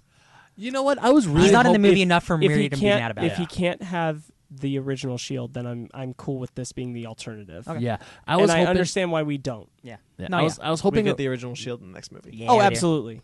No, I was hoping. One of the things I was hoping for was that I was gonna get. We were gonna get the original. We were gonna get the original. What are you saying? Don't worry about it. Was you know what? After I lost my train of thought. Oh, You were talking about the original shield. Yeah. The original shield, but between Tony, there's gonna be a moment between Tony and Cap. Tony Nope. gives Cap the original shield. We never That's get what that. Avengers 4 is for. Apparently, we're gonna get that in Avengers 4. So. You know, I was like, So much has to if they'd done all that, what would there be to do in Avengers 4, man? Someone actually Exactly. say Avengers Assemble. Yeah, it's gonna happen. well, yeah, well, that'll that happen too. Yeah. Because all of them will be in one place. Because they weren't in this movie. I'm glad. True. Yeah. Like looking back on it, I'm like, I'm glad that they didn't put them all in one place in this Yeah. movie Yeah. because that's what the fourth one needs to be. No, is I'm all of glad- them finally in one Oh place. my god, together. all what of if them- it's called Avengers Assemble? Oh my God, am I losing my I mind? was going to say it. What at if the that's end. what it's called? I was going to say I That's think not really Avengers a 4 is called spoiler Avengers title, Assemble. It just be But here's Avengers the problem. Assemble. In the UK, the first Avengers was called Avengers Assemble. Brandon knows this too. yeah. Oh. So they might not be able to do it because of that. But Avengers I Assemble did- again. But I did think that might be the title. Is That'd it be a might good Avengers one. Assemble. Damn. All right. That, okay, I can live with that. Yeah. But I actually agree with you. I am glad that they didn't get all the Avengers together because then that's what the fourth movie's for. Yeah. They assemble. So the Wakanda battle. I really happens. like the so Wakanda fight. so the Outriders. This is where everything starts to kind of go. It's all leading, meshy. Yeah, it's all leading to this moment. So the Outriders are surrounding them. They're all the Wakandans and all the heroes are lined up. The not Venoms. The Outriders are not Venom. Can I just real The quick, movie versions look a lot like Venom. Yeah, you're right. real quick? I just want to be like, I just remembered Peter Giant Dinklage when he was like breaking open the With his mold, stone hands. and he's just like, I think he's like, he needs the axe. He needs the axe. I'm like, you okay? What's wrong? Like, just cough it out. It's like, Where's the hammer? The scene when Thor shows up. No, we're not there yet, buddy. We got a Okay, whole okay, lot okay, to do. okay. No, right as the battle's starting. All right, they I call gotta- dibs on that. Hulk, So, Bruce and the Hulkbuster. yes. Yeah, So that all was the good. Outriders Oh, it's are. like being the Hulk with. He trips. Someone And compared she him. stares at him. I will say someone compared to him. He's the Jar Jar Binks of this movie because he's kind of just being goofy and like tripping over himself a lot at the end. I'm like, No. I disagree with that. I completely do. disagree with that. I disagree with that. Yeah, He I is saw, in the Hulkbuster. He doesn't know how to work an No, Iron I Man know. suit. But somebody said because like, oh, he's tripping over himself. I'm like, he trips once and he's Jar Jar Binks. That's Come on, that's mean. Come on, dog. Also, Jar Jar Binks never had a moment where it was like, so screw you, I'll do it And myself. he does kick ass, but very accidentally. Yeah. But that bit was not accidental. Yeah, No, when I he know. reaches over and no, grabs oh that no, thing. I know. But the scene that really got me is like they're prepared for battle and they're doing the chant, and then Black Panther says "Wakanda forever," and like Yeah. the mask goes up and they start running. And I'm like, oh my god, I'm ready, I dude. am Yeah, guilty watching them all of- run in is so good. The second he yells Wakanda Forever, I am so guilty of doing Yeah, the you crunch. did. I saw you. I am so guilty of doing that the second time. Every time I see this movie, I'm probably, the second he goes, Wakanda Forever, I'm going to go like, Wakanda Forever! You can't help it. So I have had a problem with a lot of Marvel movies. Not so much the most recent ones, but I really like color palettes. I really like popping color palettes. Oh, right. Was one of my things about Black Panther and Thor Ragnarok, even Spider-Man, where we see a lot of vibrant colors. Vibranium colors. Where a lot of the earlier films, like Thor, we see a lot of that. Like I really like the design aesthetic in Thor a lot. Right. but we kind of lose it a bit in Winter Soldier, Thor: The Dark World, Civil War. So taking War. like a more like grounded, like real. Yeah, even in Avengers, Yeah. Age of Ultron, a little Like bit flat more colors, yeah. flat colors, right? And I've always said, kind of, a plus on the DC side. They have had popping colors, Yeah. even if I don't agree with the palette they use. Their colors still at least pop. it's different. Yeah. Yeah, Cough, cough, Suicide Squad, Where- cough, cough. haven't seen Suicide Squad. Can't say. I would so say when don't, but I, yeah. So when I say.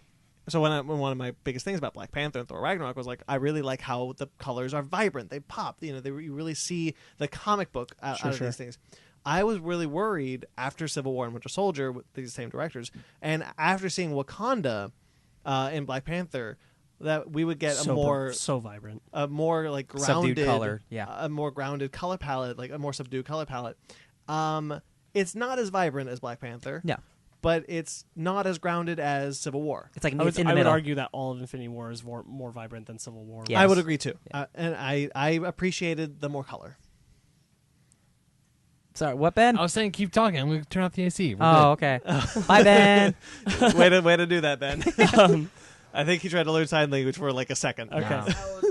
No. Sorry. So So I There's- just wanted to say, like, No, we talk a lot about the plot, but like Yeah. aesthetically, I preferred the aesthetics of this film than the other Russo brother I films. agree with you completely on this Yeah. one. I think because when you have so many like vibrant characters, like, and you bring them into a Captain America aesthetic, you gotta lighten it up, or else it's just gonna look bad. There's so Yeah. many. It's like And I always think, like, you're watching a comic book movie. These characters should pop. pop. Yeah. Yeah. They're full of color. No, I completely agree. Yeah. And I'm back. So Did you go somewhere? Maybe. so Timestamp. highlights from the battle in Wakanda. Highlights. Steve Let's just just kicking tackle ass. the Battle of Wakanda, and then we'll talk about the battle on Titan. Yeah. The whole Battle of Wakanda? All the way up to The hero shot. before Thanos comes. Okay. Okay. Thor. yes. Thor's arrival is probably that's my favorite use of an Avengers Mine theme. too. When he crashes in with it and just Ultimate Thor. starts And messing. you know what's so great about This- that? Rocket is with them. Yeah, No, Rocket and the Groot. Rocket second and Groot. he comes, he opens the like they open the barrier, shit's hitting the fan, and then in comes Thor, wrecks their shit. Yeah, Steve is outnumbered. Hulkbuster is outnumbered. Like everyone's going so down. Thor can just summon the Bifrost whenever Yeah. he wants. Well, the Yeah. Stormbreaker. They Stormbreaker. said No, Stormbreaker. that's- throwaway I'm line. just saying. I know. It's great. I like that. Yeah. I like. I don't mean it as like a question. I mean it No, as yeah, like yeah. a. No, it's a it's great cool thing. that he Peter can Ding's do like, that. oh yeah, and you can like go wherever you want if you want, I guess. Yeah. And then of course you got Bruce Banner going, "Oh, you're so screwed now," and he goes like full God of Thunder with the lightning powers and So just good. The only wreck complaint, shit. the only complaint I have is the CGI when Mark Ruffalo is without the helmet. It's a little weird. It looks bad. Yeah. Dude, I'll gladly take that for all No. the CGI everywhere else. To look Oh good. no, I know. I will take it's just that, like you yes. guys did so good on everything else. Like this looks like it's popping out. It's kind of hard to render Yeah. certain Like, things. they It's could hard have to built render something. such a small head on such a big body. Yeah. Yeah.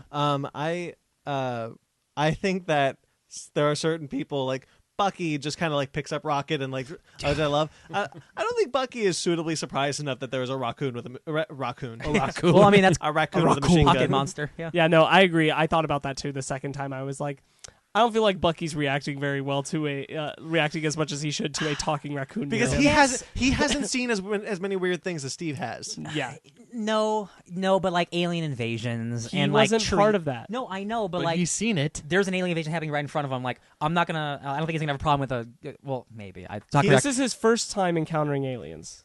Let's be clear. Yeah. Yeah. This Yeah. is his first time encountering anything like That's this. true. Anything that wasn't humanoid. Yeah. That's a good point, like yeah. the weirdest thing he's encountered is Spider-Man. Yeah, Yeah. that's true. Okay. And now he's got these things, and then a talking raccoon shows up with Thor from the Bifrost, who Yeah. he's also never seen. Asking about if he can buy his gun. I mean, And even his like, arm. like we're- same with Falcon, and, right? And I can't even say that like he's been catching up very well on things because like he's been living rural life. So come on now. he's been a farmer. He doesn't have one of those magical beads. That just tells him And everything. even in the time between Winter Soldier and True, Civil true. War, he was still living so much on the down low. He didn't really know anything about what was going on. True. But also going to Thor's entrance, like when him and Steve Rogers see each other, he's like, "Oh, I see. This is my friend Tree." Oh yeah. I am Groot. I am Groot. Steve Rogers. I am And he's like, Steve Rogers. Oh, I see you copied my beard. Yeah. Beard joke. All good My moments. one of my favorite points on my bingo My card. favorite fight scene happens in the Battle of Wakanda. My Is it favorite fight scene. Is it Okoye in Proxima Midnight? Yeah, you know it Yeah, it's is. pretty great. Okoye and Black Widow fighting Proxima Yeah, dude. Midnight is my favorite. That action scene is so good. I looked at that. That's actually where I think Proxima Midnight looks the best. Yeah. Yes. She looks great. I thought she was real in a lot of like the way they.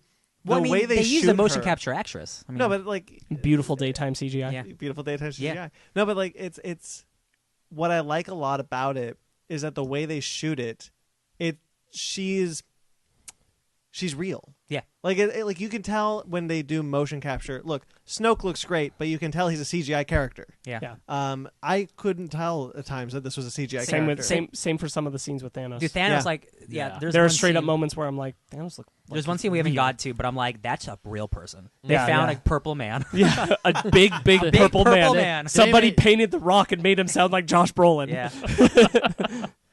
No, but the the fight scene between Proxima Midnight, Black Widow, and why can I not pronounce her name? Proxima. Okoye? Okoye. No, Yeah, you're good, thank buddy. you. You're good. But that whole scene, I'm watching this, and three of the most badass women, and also Scarlet Witch was in there too. But three of the most badass women, two of the most badass women in Marvel, are kicking ass Yeah. and taking names. Yeah.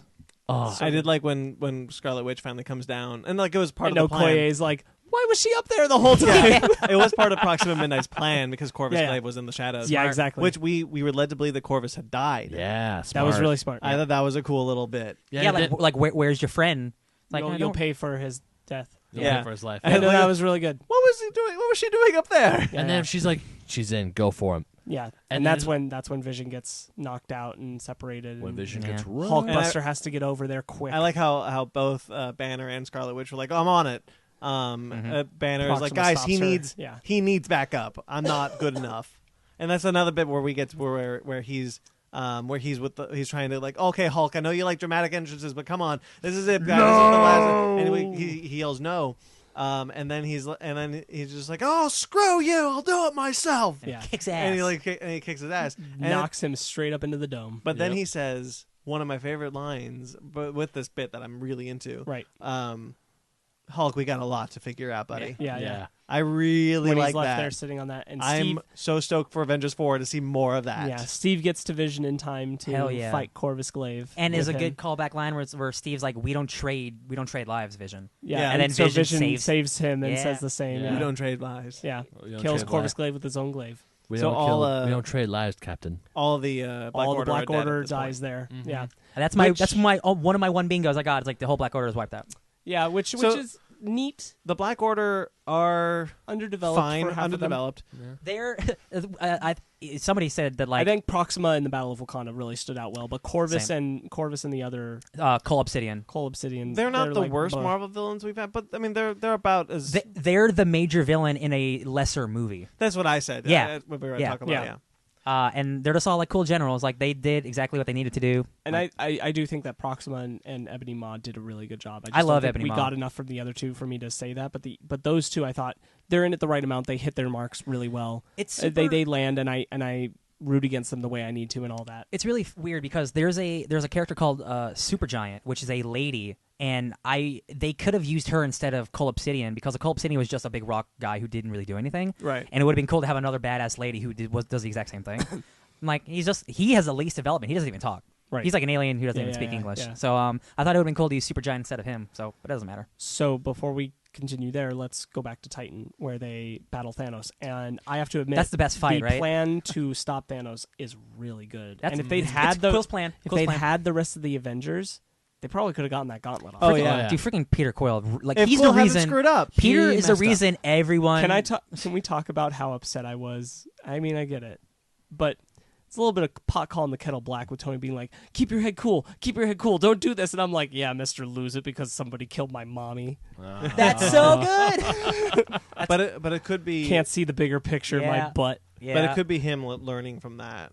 You could make that argument. I'm not. It's not a big flaw to Sure. me. I was just like, yeah, he's the one scolding somebody for this. That's the scene where I thought Thanos looked like real, like where Mantis. That's one of them. Mantis has his That's head, definitely and he's just one of like, them. I had to, and I'm like, holy shit, this is so good. Yeah. Mm-hmm. Well, Peter right in his face is a good moment. Spider-Man always has his. He's pulling it off. He's got it off. Yeah. God. That Yeah. gauntlet is not on his Peter's hand. strong. Yeah. Yeah. That gauntlet is no longer on his hand. Man. And then Thanos' eyes Scratch it right dilates. at the rim. Yeah. Split second, he's able to Wow. grab Really it. good plan and a lot of cool moments there. Yeah. a lot of With cool fight everyone bits. using their abilities. I loved everything Doctor Strange did. With his hands. Teamwork really solid for a group that just got together. Yeah. Well, Doctor Strange. One of the things I really liked about Doctor Strange is we see. Sorry, I just thought of Spider-Man portaling around. Oh, yeah, Thanos. that was magic, cool. magic with a kick. Magic with a kick. I like when Doctor Strange. So Doctor Strange uses a magic sword, and then he uses the bands that are from the comic, but I don't remember what the names are.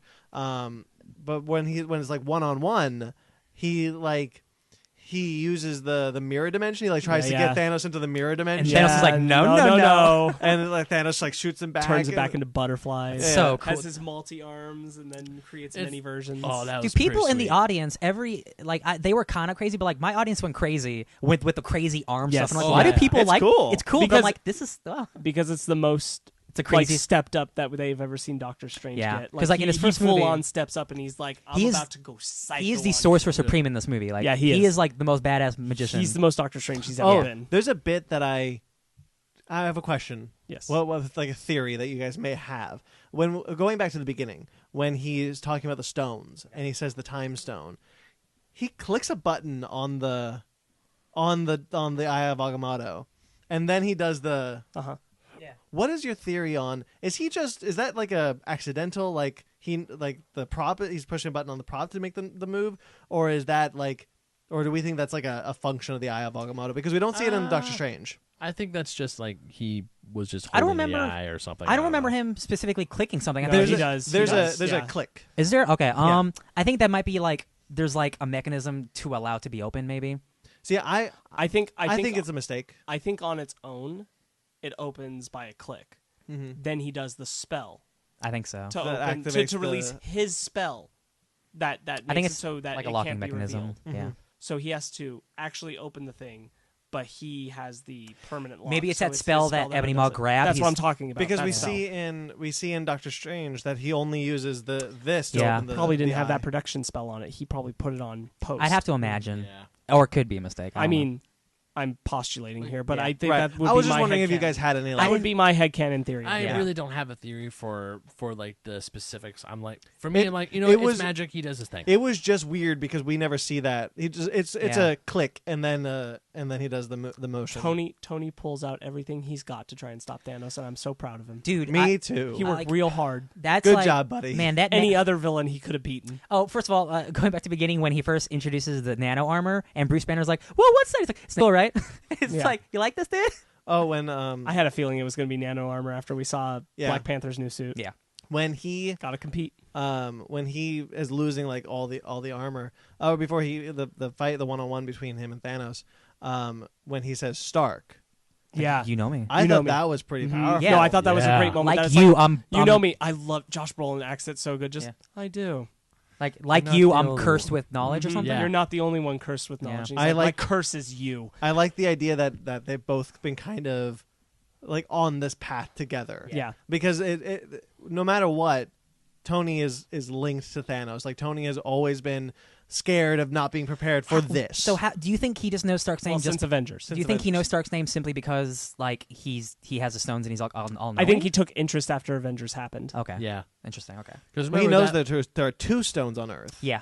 He should actually technically only know about 1. Yeah. Yeah. So he's done some research. Yeah. I just gotta And then, say, of course, I like that one dude at the end of the first Avengers movie. Like they court death. He oh turns yeah. around. So oh, I'm that guy pretty who dies. sure- He dies Yeah, eventually, but I'm pretty sure he's like, yeah. So there's a dude Yeah, in I a feel suit like of if that armor, post credit Tony scene had Stark. gone, he'd be like, "Tell me about that." yeah. Yeah. As the resident Iron Man fan, man, his weapons and what he was doing, Like he plants himself in the ground and he does like a double punch that turns into like giant like hammers. You see, like everything. as Thanos like starts ripping things off. You see like the nanites move from moving one part from of his one body part to to another another. where it's more needed. And it looks so good. It does. Man. Like I will say one complaint. I will have a Civil War is when Tony's in the suit standing still. It's all CGI, and it kind of looks like the Mark Ruffalo Hulkbuster stuff. In this, it's flawless. It is flawless. Really the nanites. Thanos removes his helmet and it instantly grows back. Like that shit is so cool. Yeah. It's everything I wanted. And then he tries to make a blade, and Thanos breaks it off and stabs him. Did you guys think he was dead? I thought he was going to die. I didn't think he was going to die. Everyone thought he was going to die. I didn't think it was it for sure, but I was like, could be. I don't think this is it. Everyone the air in my theater emptied. Same. When After Tony got Gamora, stabbed. I wasn't sure. But I had a feeling he wasn't going to die because I'm like, okay, that stab wound, I mean, it's going to hurt like a bitch, but that's not a fatal stab wound. He's probably going to live through this. Here's my thing. Like, sure, but story-wise, you don't kill Iron Man like that. This is your first hero. I was very confident that he was going to die in Avengers 4, and when he does die, it's going to be a sacrificial move because that's the arc. This is before I knew what the actual ending was. Like, I didn't realize that they were going actual Infinity Gauntlet. Mm-hmm. Like, I figured, like, we all figured, like, somebody was going to die, right? Like, it was going to be Steve or it was going to be, right? Like, we figured that. But look how they killed... I didn't think it was going to be that big, like Steve or Tony in this one. I felt like that was going to be safe. Well, where are you going for if you do that? No, I know, but, like, they built this movie up. I always felt like Tony... Well, yeah, because you have to. I always felt like Tony was going to go in... Once we knew there were 2 Avengers films for this, he was always going to go in the last one because that's going to be the big death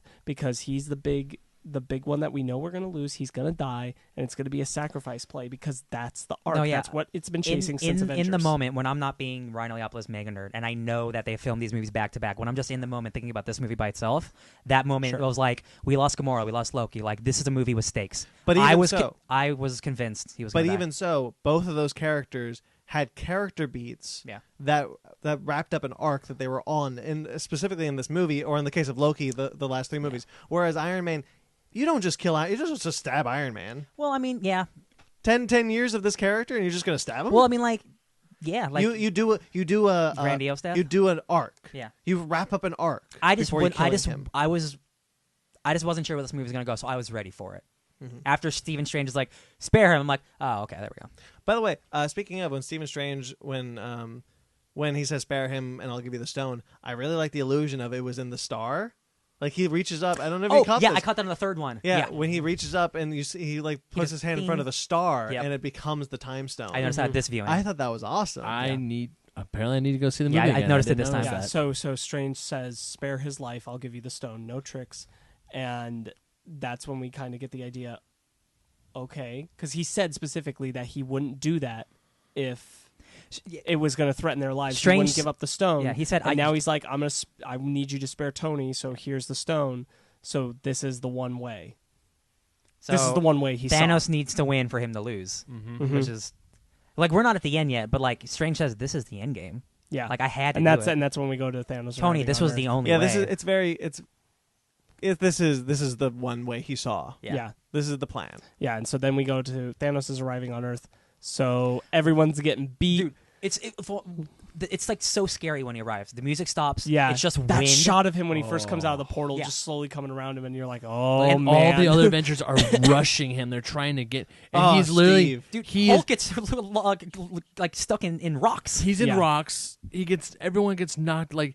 Steve Rogers, I love how that was a trailer shot, but they CGI'd the stones out, Smart. which was great. Yeah, I like how Steve, when he says, stay sharp, eyes up, and he like just goes at him. Like he knows that he's not a match for Thanos, but he's Captain America. And he still gets knows good punches in too, man. Yeah, he could do this all day.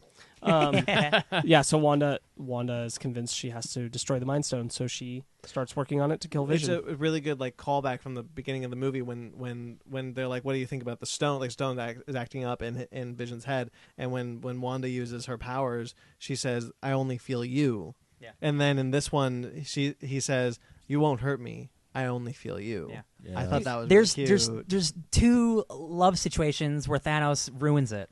There's Star-Lord and Gamora, He's like, you got to kill me before Thanos gets me. It's the same with Vision and Scarlet Witch, and Thanos gets both of their asses. Yeah. Yep. That's rough, man. Yeah. No, but of course when it's like this it's built up as this grand crescendo, the climax of the movie when Scarlet Witch finally destroys the Mind Stone, and she's like, yes, it's over. And then Thanos is like, huh, I know what happens, child. He turns Does he say like, now's not the time to mourn because I'm about to kill him again? Now's not the time. Now's no time. Isn't it to mourn? I don't remember exactly that, but he's like, now's no time at all. And then he turns it back, but he's like, I understand. Clenches his I've fist. lost more today. I don't think Yeah, he says now is no time to mourn because he's talking about the Yes, he things clenches he's his lost. fist. Yeah. Because now is no time to mourn. I've lost more today than I'd ever expect to lose. Yeah. Ben, you were about to say he doesn't clench his No, fist. he doesn't. Yes, he does. So what he does is he clenches his fist, turns it, and you see the green stone glow. Yeah. Oh, and then he opens his and then hand. he opens his hand, Okay. and then you see it, and then he turns back time. Okay, yep, you're right. But still, that part when he turns back time, everyone in my theater the first time I saw it was like, oh no. Yeah. I thought Oh it was either- no. I thought it was either- No. So I didn't get the time stone. I thought like, oh, you can't destroy an Infinity Stone. That was my whole thing. It's like it's impossible to kill an Infinity Stone. But then it's like, then I was like, oh no, he has the time stone. Shit. And then he turns back time. Yeah, my theater. We had to sit through Vision's death twice. Yeah, everyone. Yeah, when I first saw it, That's not okay. Everyone knew, and he's like, "Oh, don't worry, child. Don't worry about time." And he starts turning. Everyone in my theater just groaned because like we knew what was about to happen. Man, and oh man, it's like plucks out of Vision's head. Vision goes, he pale, dark, throws him to the ground. He's dead. Oh, Holy that's shit! so messed up. Gauntlet's complete, you guys. And then, brutal. And then Thor goes in. It looks like it's the grand. Oh, he has a complete Infinity Oh, Gauntlet, but he man. hasn't won yet. He hasn't won yet. Crashes through the beam. Yep. That's a strong hammer. That is a really strong hammer. That's hammer is axe, strong. please. Hammer Yeah. axe, yeah. And then of course he's like, "I told you, pay for that." And he's like, "You should have gone for the well, head." no, you think he's dying. Wait, He's- because he's like, oh, you should have gone for the head, and snaps. And then that bright white. The air flash. left my theater. Yeah, oh, dude. mine too. because like we're like, oh, okay. Yeah. Okay, so we get to the scene where he's in this river and there's this little shrine thingy, and we see this figure. Who thought that was Lady Death at first? I did not. I after the first fake out of death, I didn't think it was her. No, I didn't think so either. Damn it! It's okay. I'm you can have the only speculation. Tiny the only death. one. Hey I'm man, the we only all yeah. Once I saw the silhouette, I thought it was Gamora. Yeah. I thought it was Gamora too because going back. My thing is, I think Gamora. Bless you. It's I trapped think in the Soul Gamora Stone. is in the Soul Stone. Yeah, me too. Because I in the think- comics, the Soul Stone is another realm that traps souls. If I were to make a theory in Avengers 4, I think Nebula gets the gauntlet from Thanos, and she gets Gamora out of the Soul Stone. Mm-hmm. Yeah. Okay. Yeah. That's that's my thing. And then he's has the best line in probably the movie when he's like, she asked, "Did you do it?" Did you do it? And he says yes. What did it cost? Everything. Yeah, And that's It's so sad. so rough. it's a very good, And touching then- scene. He even says to Scarlet Witch before this happens when he says I've had a trying day. Like Yeah, I've lost so much today or something Yeah. like that. He's really feeling like even when like Ebony Maw, when he finds out that Ebony Maw is dead, he's like, this day takes a heavy toll. I'm Yeah, like, yeah. wow, you But it- really care. Oh yeah. And then it's the most haunting 15 minutes of a superhero movie maybe ever made. yeah, Where everyone else starts dying. It's just like no music. because Thor is like, what did you do? Yeah. What did you do? And the gauntlet is kind of broken. Yes. And then he's still able to use the space stone to bounce out. Yes. Conveniently leaving the hammer behind. Yes. Um, It's still in his chest and it just ploop, Yeah, it just pops falls out. I was thinking like, oh, did it not work? That's what I thought too. And then Bucky disappears. He just goes. He goes, Steve or Cap or whatever. Yeah, He says Steve. Steve. and yeah. then He he starts fades to the falling away. dust, and then I'm like, "Oh no! Yeah, and then I'm Yeah. like, Oh no!" oh, and I everyone, have the list. everyone in the theater, like collectively, like we all like are starting to like feel worse and worse, and it's like, oh no! You want to hear the list of everyone who disappears? Please? Yeah. Okay, I have the list. So, Groot, Mm-hmm. which was rough. Yep. Yeah. Mhm. Star-Lord. Yep. Nope. Strange. Yep. Yep. Mantis. Yep. Drax. Yep. Bucky. Yep. Falcon. Yep. Spider-Man. That Ouch. one was so Spider-Man's rough. the Spider-Man's worst. is really That rough. hurt. That hurt a Because lot. Peter's acting with Tony is so Yeah. good. Scarlet Witch. Yep. Black Panther. Shocked me. Everyone thought it was like it was pointing. Everyone to Okoye. thought it was going to be Okoye, Yeah, but it's Okoye Black was- Panther. His and arm just her starts and to her scream. acting, man. Her like, acting is great. She's like freaking out. Okoye's reaction when Yeah. he turned to dust, I was like, "No!" Man. those are just the main characters that disappear. Yeah. Before the movie Half ends. the Wakandans are gone. Uh-huh. Yeah. Half the universe is gone. Yeah. M'Baku's looking around. He's seeing his freaking out, people fade away. Yeah, Yeah. man, it was rough. Yes, it was. So the Avengers that are left, so the new Avengers team is essentially Hulkbuster, Banner, Thor, Cap, Rocket. Thank you for not killing This Rocket. this is the most all new, all different Marvel lineup we've ever had. Rocket Raccoon is on the Avengers. Yeah. War Machine. War Machine. He's alive, He's yeah. alive. Yeah. I will say quickly, They all Thanos end- like crushed him. Then he looks completely normal afterwards. I think it was just closing it in. He wasn't crushing him. Okay, all right. Everyone who lived, Nebula and Tony don't disappear, and they're stuck on Titan. Everyone That's a who team up. lives, they end the movie looking down At Dead Vision. no, just down in general. Oh, yeah. And but Steve ends his bit. Oh God, and Yeah. that killed me. He only believes in one god, man.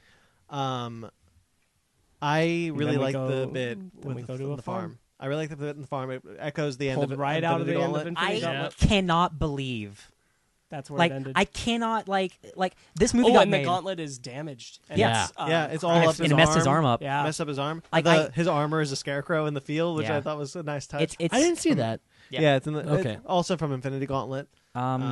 It's All we needed was Adam Warlock. yeah, man. It's unbelievable this movie got made. It's unbelievable that all these heroes are dead. They're obviously not going to be all dead. Like we know how it goes. So I But- think ending the movie with how Infinity Gauntlet actually ends with Thanos winning. He smiles. He got what he wanted.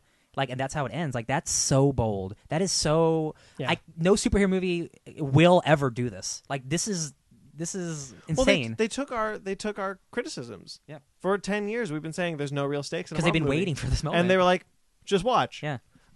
So I think that I think the anyone erased by the gauntlet comes back. Yes. And I think Gamora is in the Soul Stone. Yes. I think anyone who dies. Loki, Heimdall are dead. I think anyone who has died outside of Gamora and that are gone. Yeah. And I think we'll probably get more permanent deaths in the next film. So here's the question: Most notably, is Stark. Avengers 4 See, I was convinced, but your guys' theory is probably better, that all the heroes who died, who vanished, they were transferred to the Soul Stone, like an Adam Warlock. But that's not how the gauntlets ever worked, Yeah. even in the comics. No. Because they're just gone. Yeah. I'm not sure how they'll undo it, but they'll undo it. That's the thing. Like, this is the. And they left Nebula on the board. Yeah.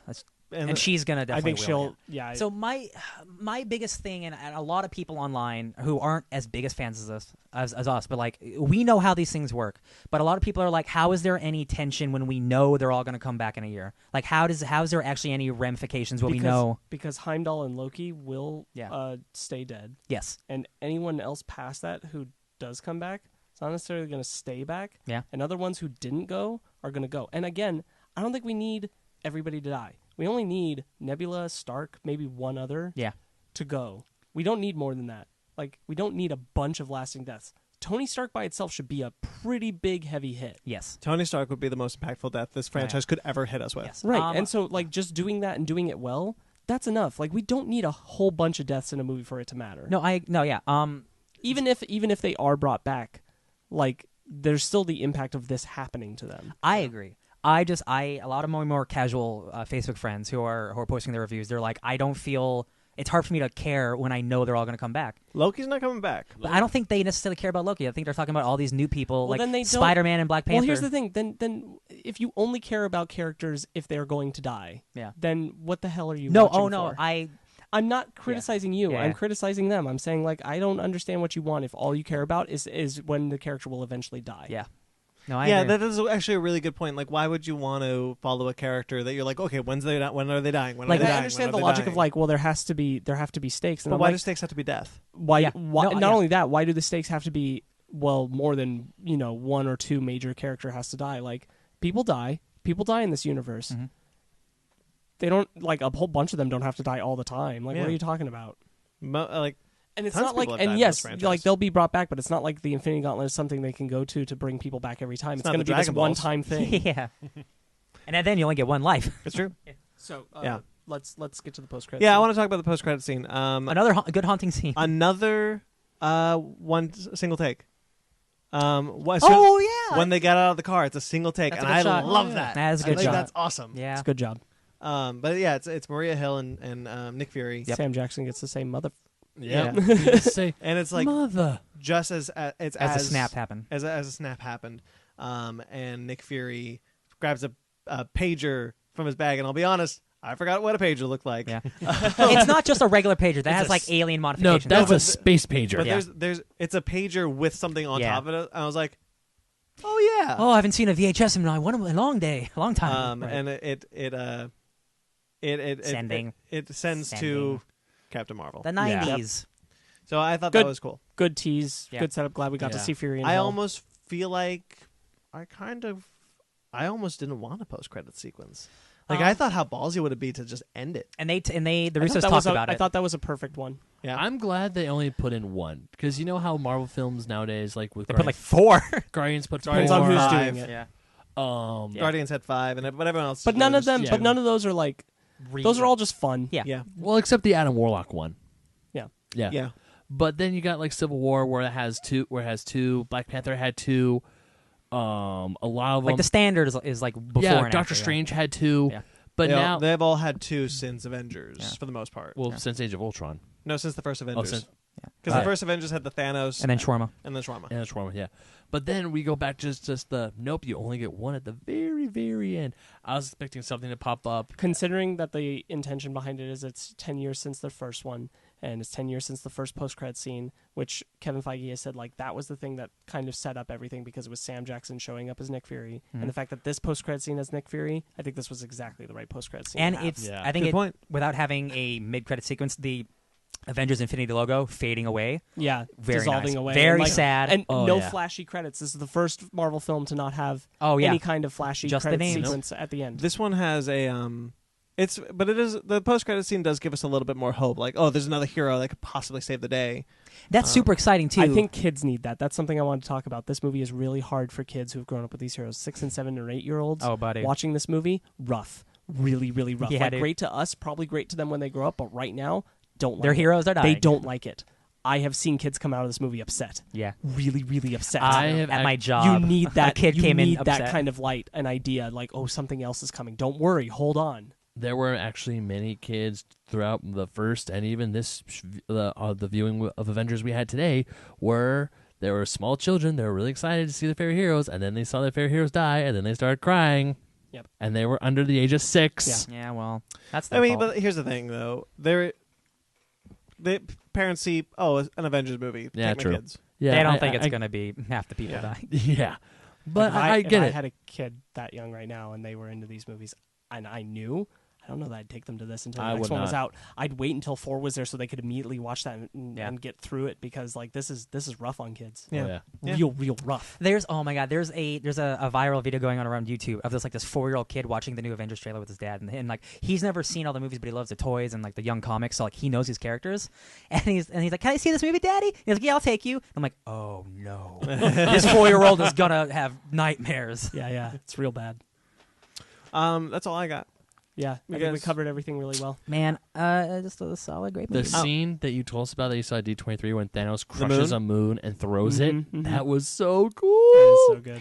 Hey, I have a PSA for everyone before we leave. What? Turn off your damn phones. Turn off Oh, your yeah. damn phone. You're in a movie theater. Turn it off. I saw today when on our theater someone took a picture of the screen. He was Dude, filming in it. my theater last time. There was like 5 flashes. Yeah. So let me tell the story that I tweeted already. I was furious. I was watching this movie for the first time Thursday night, and there's a guy in the front row. It's a small theater. The guy in the front row. He has his phone on, brightness all the way up. He is flipping through apps. He is taking Snapchats. He is on Facebook. He is texting. 15 minutes into the movie, and I just yelled to him, "Turn off your damn phone." Good. And he Good. And he turned it off.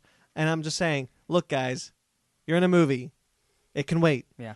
Turn No. it off or leave the theater. The dude today was doing something that's actually breaking federal law. Illegal. Oh yeah, he wasn't doing Snapchat. He was actually filming little bits and segments of the movie, like all the important stuff with Thanos. Cam shot.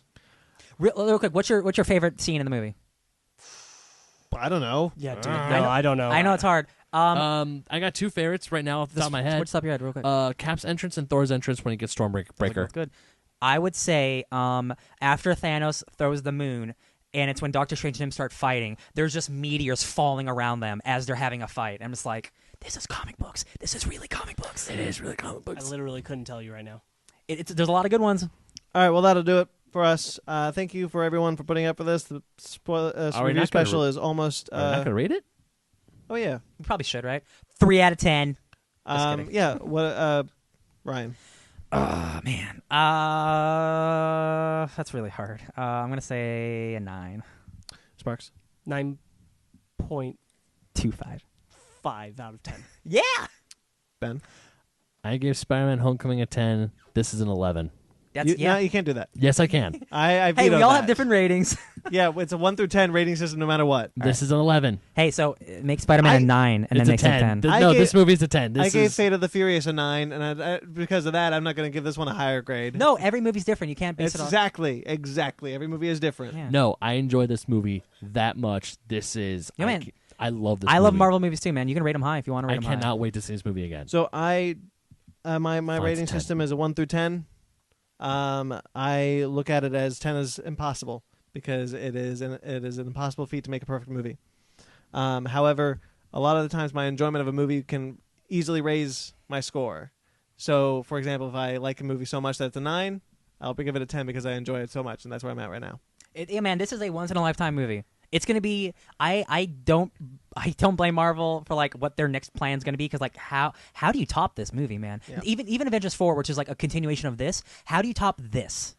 And that's what's really exciting because they can do it. Yeah. All right. Well, that'll do it for us this time. Thank you for everyone for putting up for this. It's almost as long as the actual movie. Hell yeah.